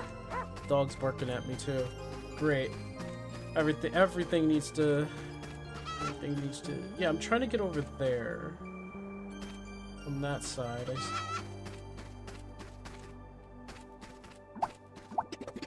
My grandfather wished he realized his own age for once. Running up and down this hill is the secret to my youthful energy, he says. Running up and down this thing, man. Brought my girlfriend up here to show her the view. Oh, isn't it gorgeous? It is. Oh, I can go inside. It's a lighthouse. Legend has it a couple goes up to the top of the tower. Together they'll be bonded for all eternity. I'm not sure about the 500. Okay, I might be able to. I'm thinking about selling the healing crystal. What is going on here? How many floors is there? 5 floors. There's nothing up here. I came all the way up here for basically nothing.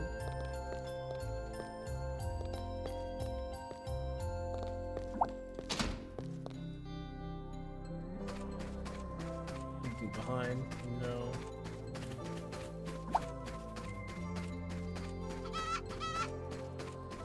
Can't go through there. Can't go that way. Can't get behind that building. I'm thinking. Is there like could be a secret room that I'm missing here? No. No. No.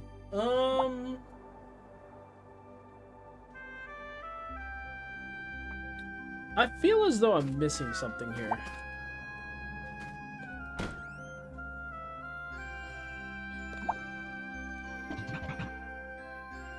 I can probably sell maybe. Jesus.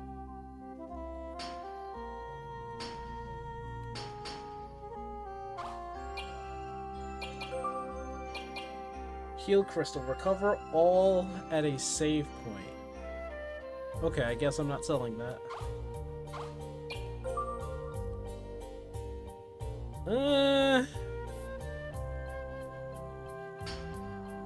Widely available standard sword. Balance between blade length and weight makes this weapon easy to use. Why not?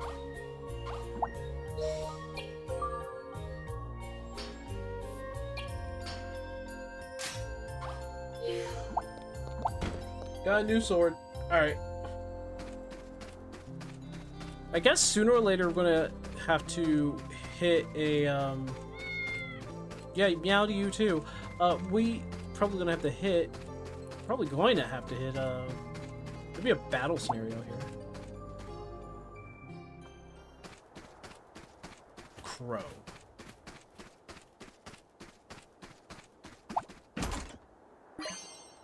Fire fragments. Oh my god!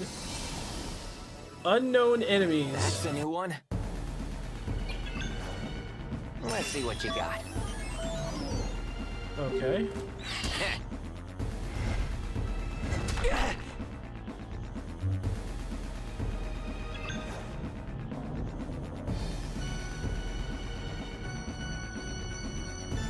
Let's check the data. Oops, I didn't mean to do that. Missed me. That's okay. There.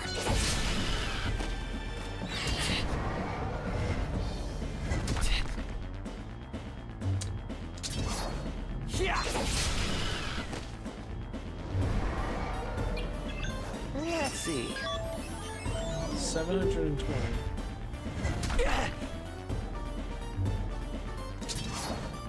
Ha!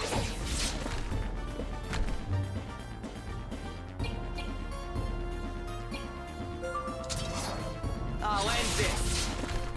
Oh, he resists it. Okay. He is made of rock.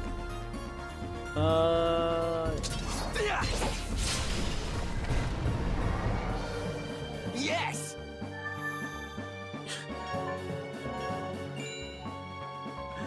It's a very basic battle system, but the thing about the basic battle system is that you have something called like a line attack recovers. How much MP? 1,000? Okay. I could probably wait for it a little bit.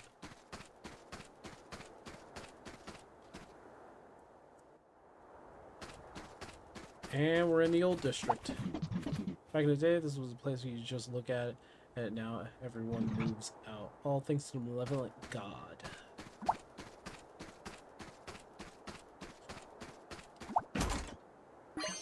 Alright, got 800 gold. Oh, what's it called in here? Is it called gold? Looks like it's just called 800G. What? What are monsters doing in the old town? Oh my goodness. Bring it on. Yeah. That's fine. As long as it doesn't do a crit on me. There.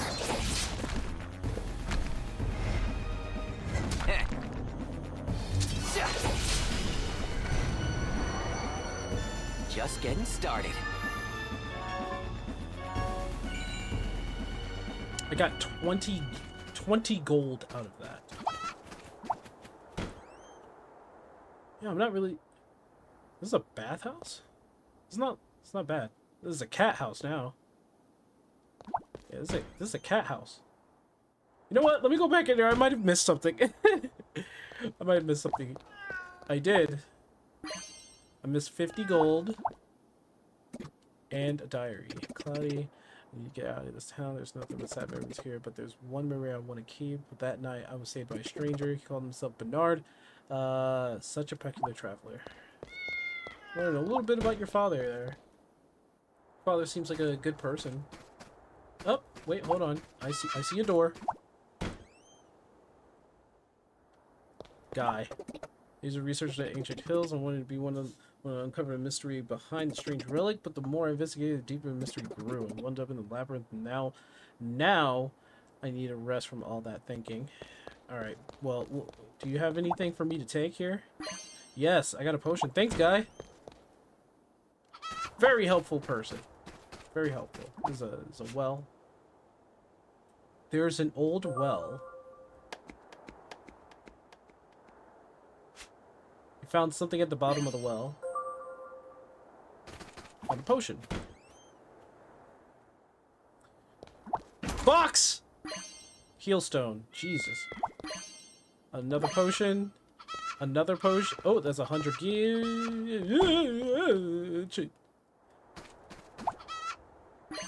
More money. They're just putting shit everywhere, aren't they? They want me to discover things. I'm gonna use the potion right now.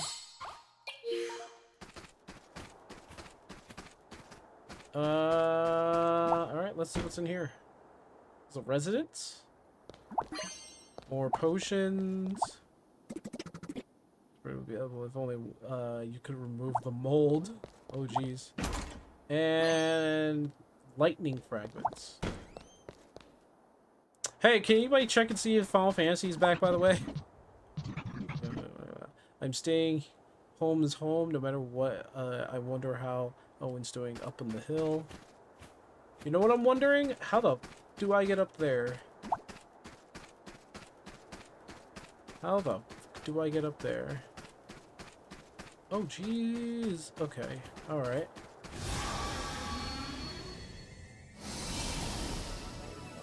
Who the heck are you?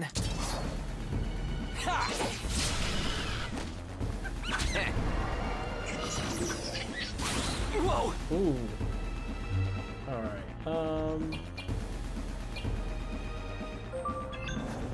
Let's check the data. Alright. They're not too bad. 315. Weakness is light. They hold poison stuff. Poison apple. What's the ceiling? Okay. There. Whoa! Boo!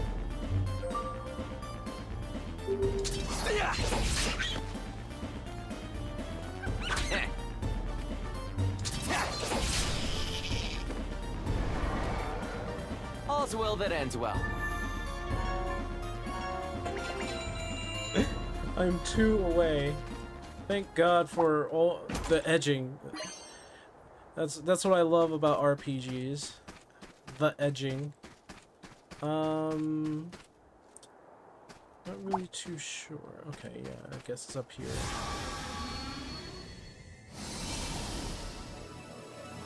Let's kick some butt.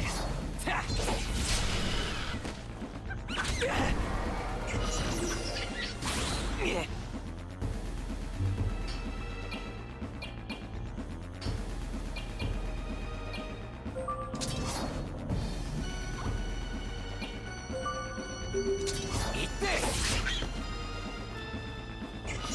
Okay, so it takes 2 hits. Not a very fun thing. Whoa! There. Here's some.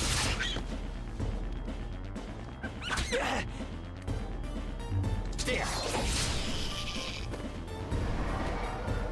Let's Not keep sure moving. you may be stuck playing this for 50 years. Learn steel. Ooh. Ooh, I like this already. We got steel? Ooh. If you guys don't know, oh shit, what the fuck is that? Don't get close, what are you doing? What's this stuff again? Mechateria. Oh, right. Bacteria. Bacteria. Bacteria. Bacteria. Can't stay away from the materia for long, can ya, Nobuo? Come on, let me jump down. Let me jump down. I wanna jump down. I wanna jump down. Give me a jump down. I wanna jump down. I wanna jump down. Okay. I'm directly standing on the save.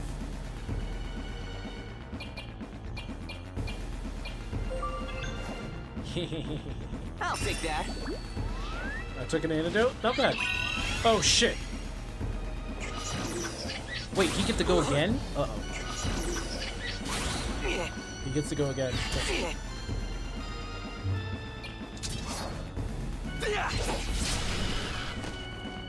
Missed me. Was Final Fantasy down or something? Yeah, Final Fantasy is indeed. It kicked me out. But we're at a save spot, so we can go ahead and check if Final Fantasy's back up again. So that we can do the grinding. The also grinding that we always wanted. We want the grinding.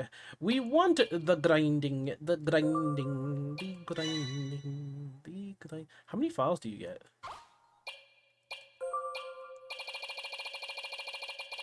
30.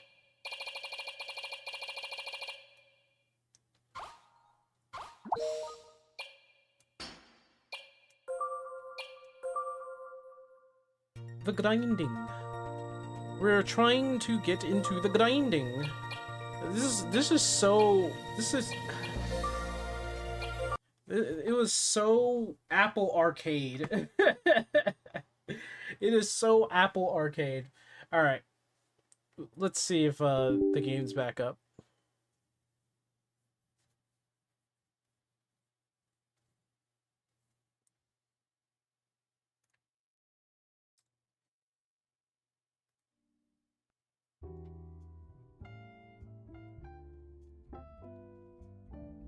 The grinding. What's this?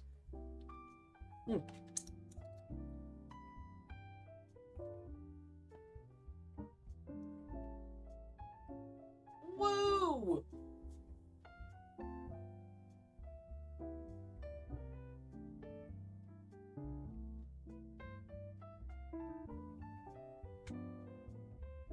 I'm probably the only person who's sitting here, part of the chat, looking at things, playing this dang game, dude. Like, nobody's playing 14 at all, so it's like, the population is absolutely abysmal. People speed running Donkey Kong Bonanza now.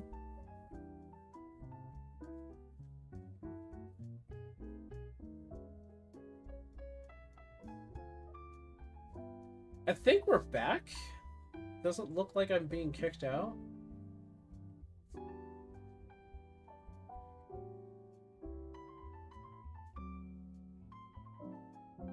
Ugh. Ooh, trying to crack my neck here.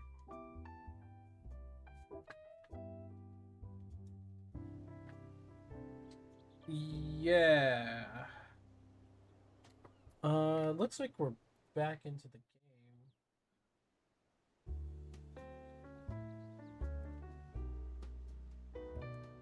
pull this out the way here.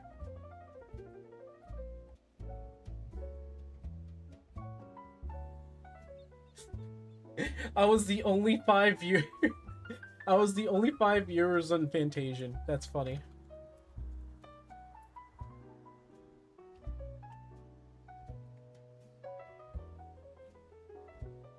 That is hilarious.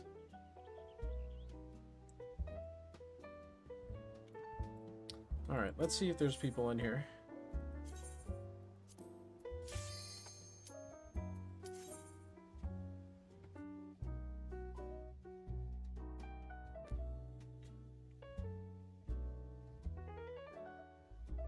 Probably a hiccup in my internet? I don't think so, because then the hiccup would be all around. Like, it would also mess with the stream. Last few days, the main city has been full of sprouts running around everywhere. I'm guessing people are, let's see, 30, 40, 49. That's not too bad. No, that's not too bad.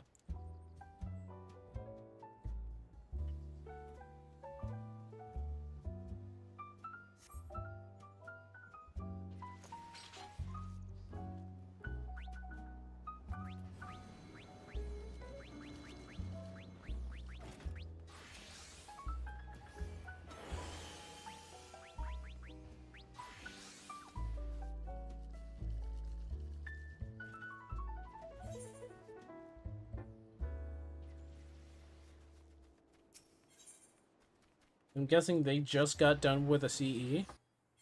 What I'm surprised about is that... Wait, hold on. 10 minutes? I'm surprised how small the population is, but then again, it's Monday, so I think the population is just going to be small.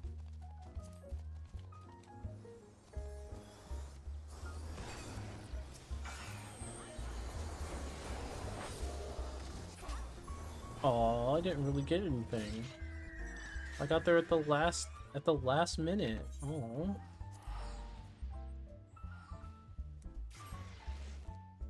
You ran into several new players in some low-level dungeon? It's weird to find new players at this point in time. It really is. Or maybe that's all there is new players, and the new players are just like enjoying enjoying the little roller coaster, having their little honeymoon phase.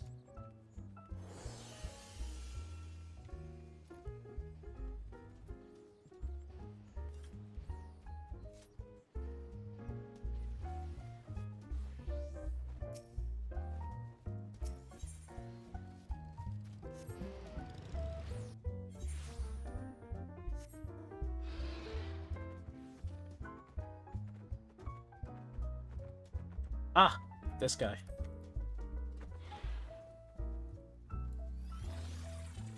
He's going to do a thing, and I didn't get it because I'm a brilliant person.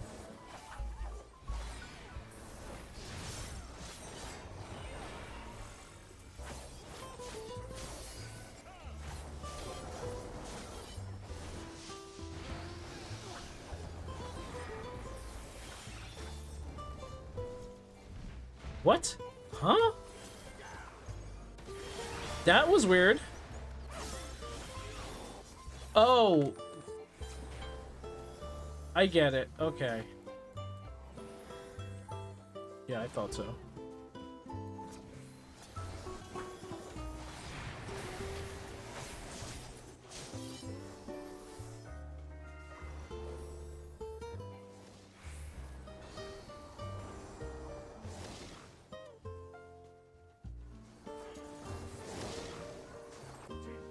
So many people dead.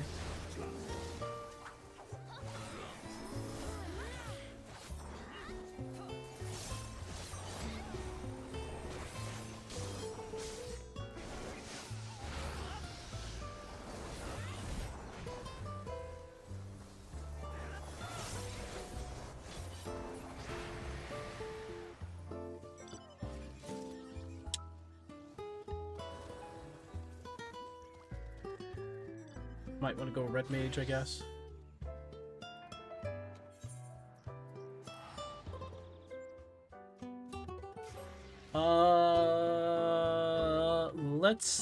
Let's see. Are we? Where is it? It's right there. Okay, so I don't need to do any of that. Any gold farms? That is a good question for a lot of people. Anybody doing gold farms? Well, look for group. CE. I'm gonna shut that out. See if anybody picks me up.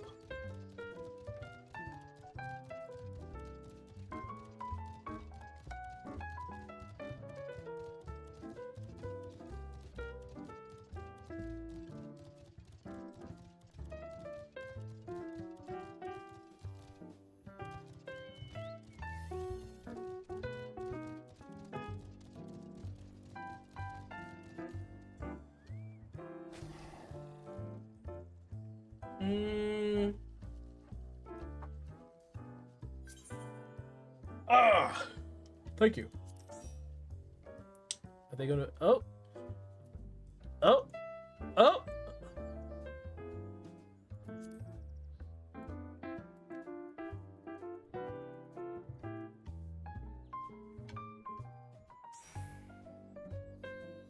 I didn't see anybody else ask for. Oh, you know what? You know what? People are probably using this. Let me see. Yeah. That's probably what's going on here, right? People are looking for a party in here. Is it through the list, maybe? Like that's the status they would have to be in, right? So like for me, like me myself, I don't know. Haven't been seeing many mentors also, so most of them probably stopped playing. The fact that it's like stopped playing, it's always like a scary thing to think about. I have no idea how to play as Red Mage.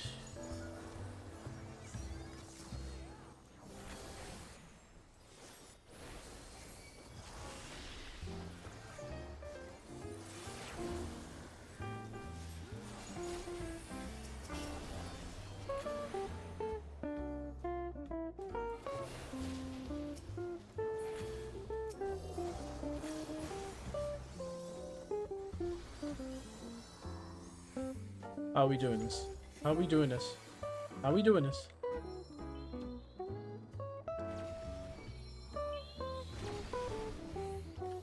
Of course.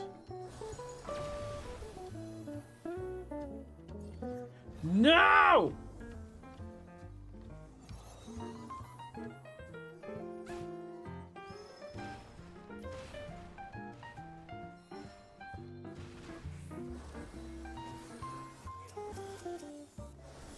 Where did he revive from? Why did he revive outside?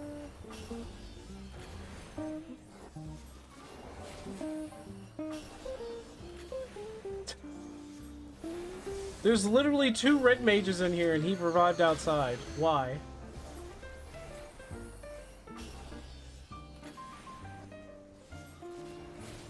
Heard of Folklore? I have. I've played Folklore. Never really got to complete it. It wasn't my game. Why are you suspending me off the ground? There's no need for levitation. There's absolutely no need for that levitation bullshit. Yeah, I played Folklore. It's a fun game.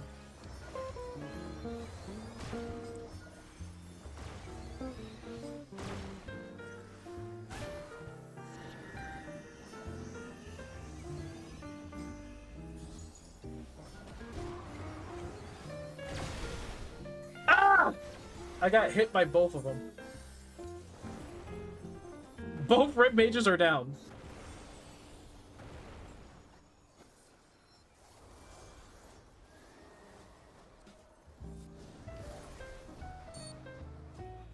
I was not paying attention. I think I was paying too much attention to chat.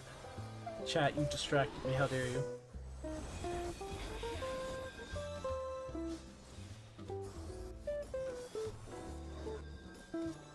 Well, I need my MP first.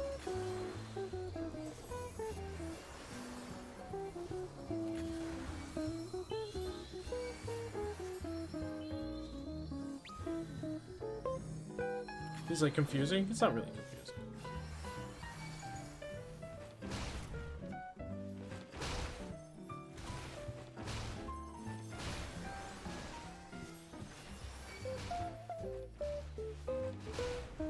Yeah, it's not really confusing.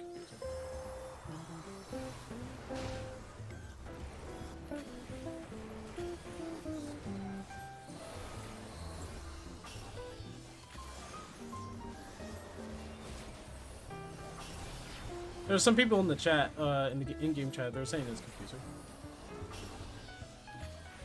There's a long wait between patches. Last expansion. I mean, even if you have like a long wait between expansions, as long as you have something to do between them, people can just really just play the game for itself. At the very least, that's how it's supposed to be.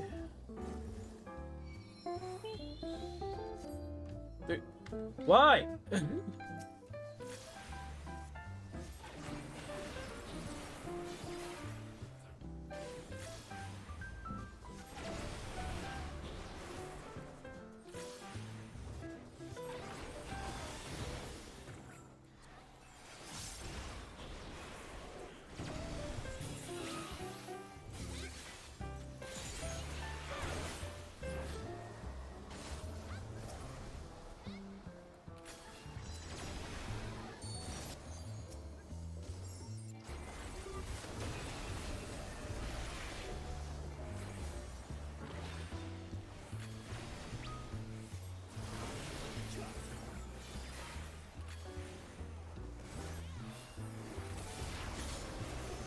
Alright.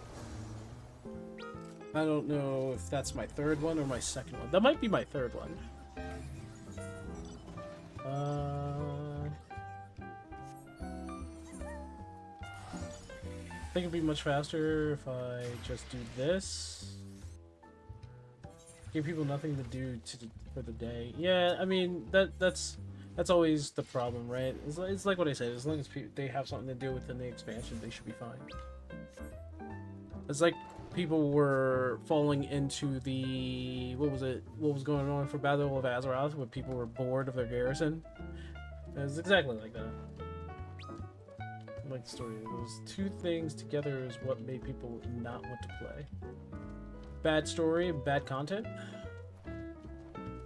or boring content.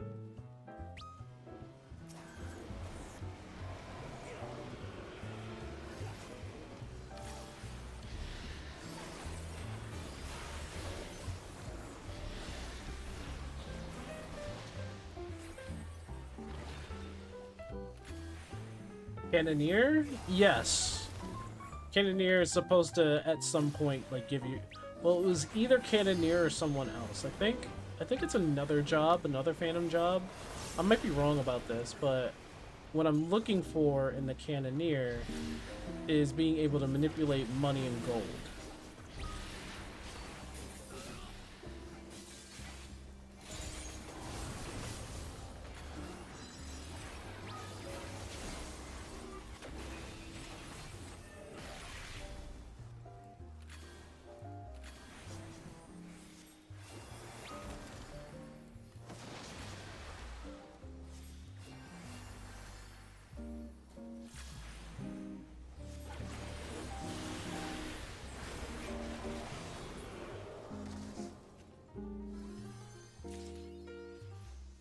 Ooh.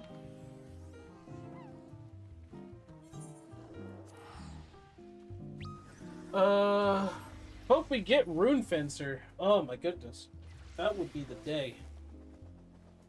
That would be the day. Rune Fencer would, like, totally replace Dark Knight if that was the case. Juggler? That's what it is? It's the Juggler that manipulates the money, not the Cannoneer? Yeah, the Cannoneer looks like it does that. Oh well, I'm already on it. Cult Treasure Site. Spell. Then there's this.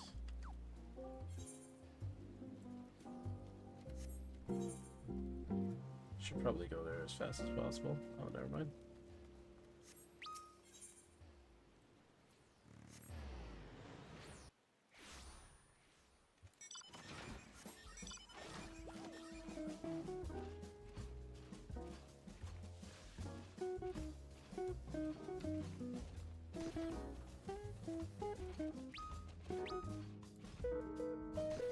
Or complement the Dark Knight. You know what would be kind of cool if there was like a base discipline for Dark Knights. Instead of just being a job Dark Knight, they could have like maybe a squire or something. And squire can be either paladin. Well, no, because the warrior becomes the paladin. But like maybe the squire can choose to become a Dark Knight or a Rune Fencer. It'd be kind of cool. I think that would be a good idea. Train wants another physical range DPS added. We only have like 3 to choose from. Well, yeah, we have only 3, but they need to fix the machinist first.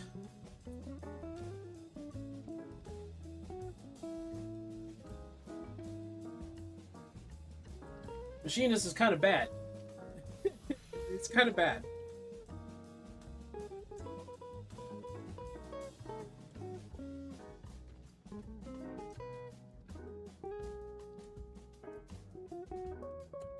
I mean, it either should do big deeps, or have they give them back their support or something.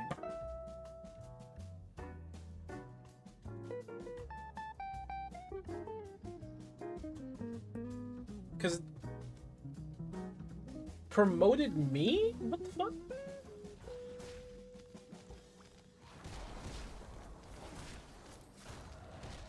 No, they're not promoting me to this. For why? Why are you promoting me?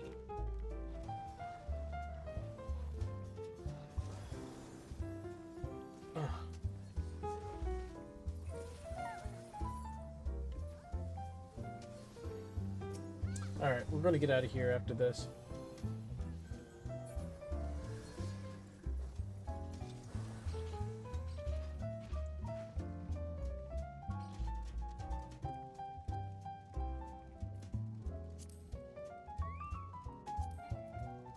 Already in another party.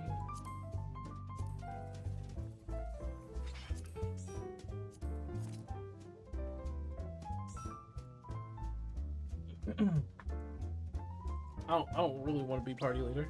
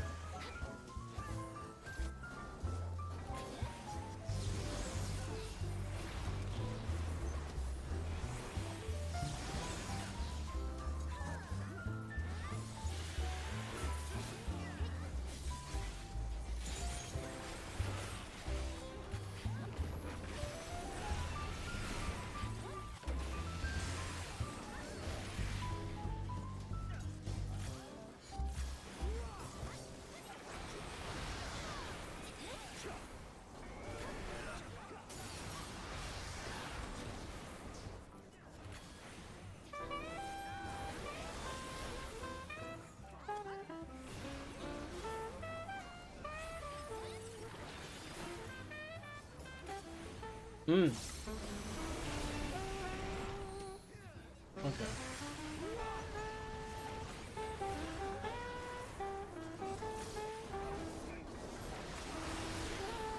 Alright, we got people dying. That's cool.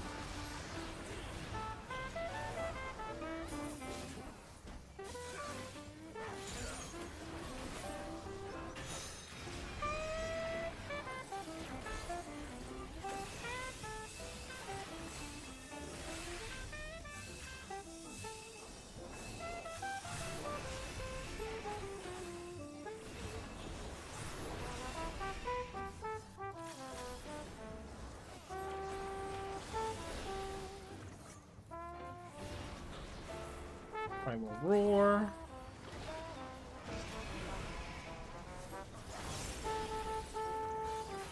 Oh, what the heck?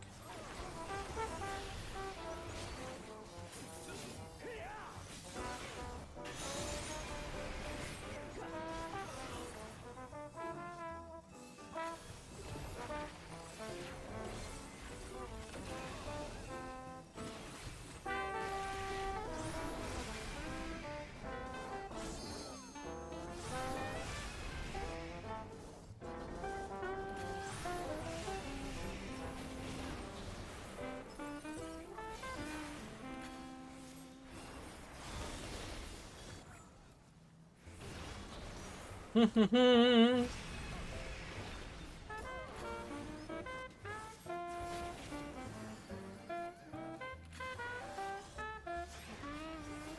have to heal myself.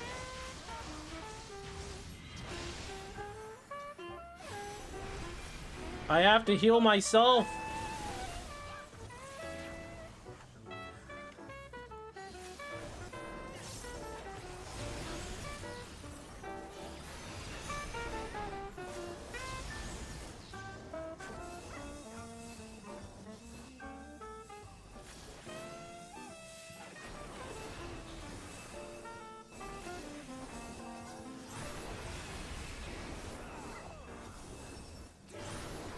I'm an idiot. Da da da da da.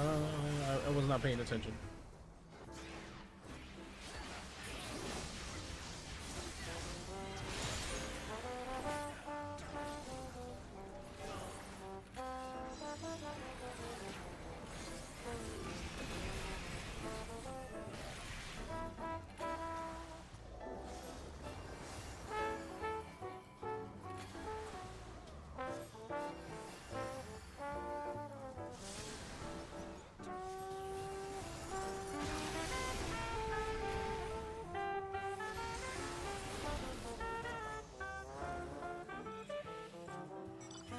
Yeah, I think I'm gonna reset.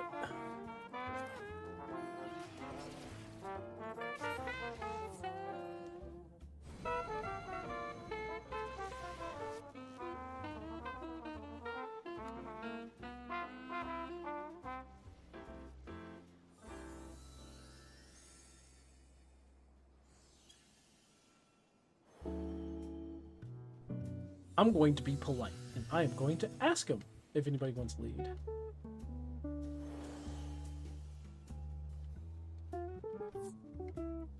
Or they could just leave.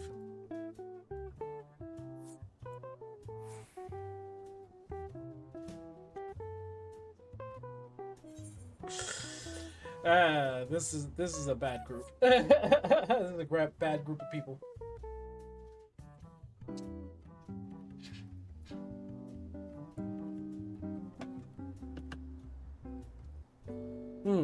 Monday night, probably not the best time to be playing an Occult Crescent. For what it looks like. Let me try again. If it's the same place, then maybe I won't do it for tonight.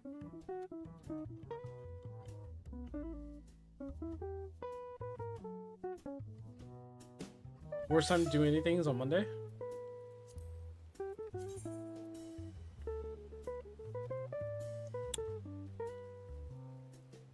I like what I see here. I like what I see here. I like it. I like it. This is definitely different. We have a lot of level 20s. Okay.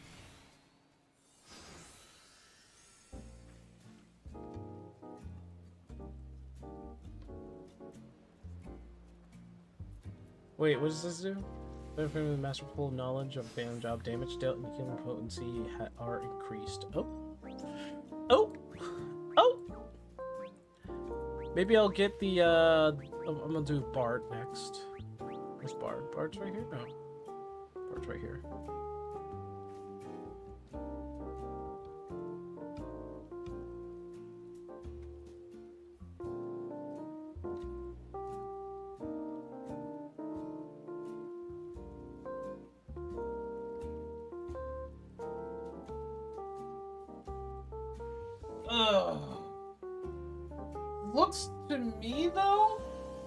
Looks to me like this could be a better group. I'm thinking.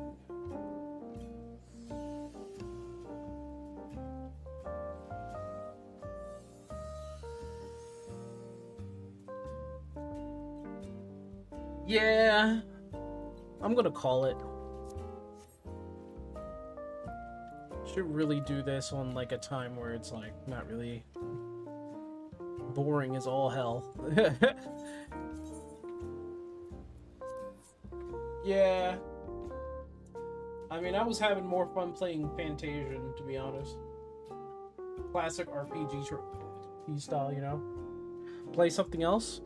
About to.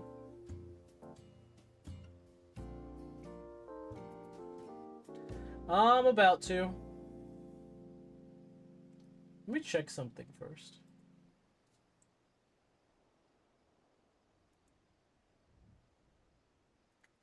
Let's do this. Okay.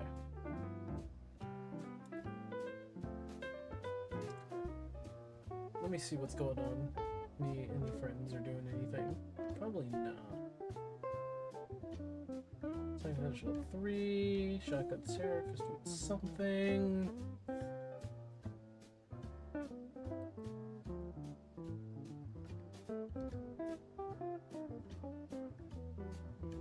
Oh, he's playing. What the fuck is going on?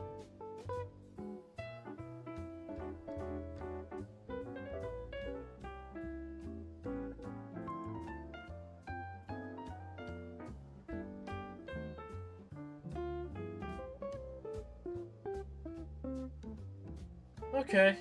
You know what? I'm gonna do this. I'm gonna send y'all the linky and call it a day.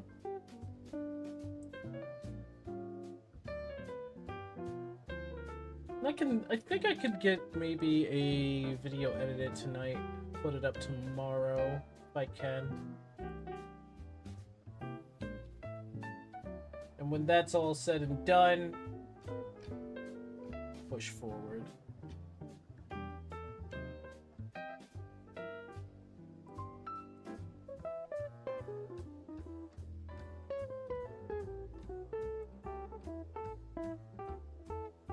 All right.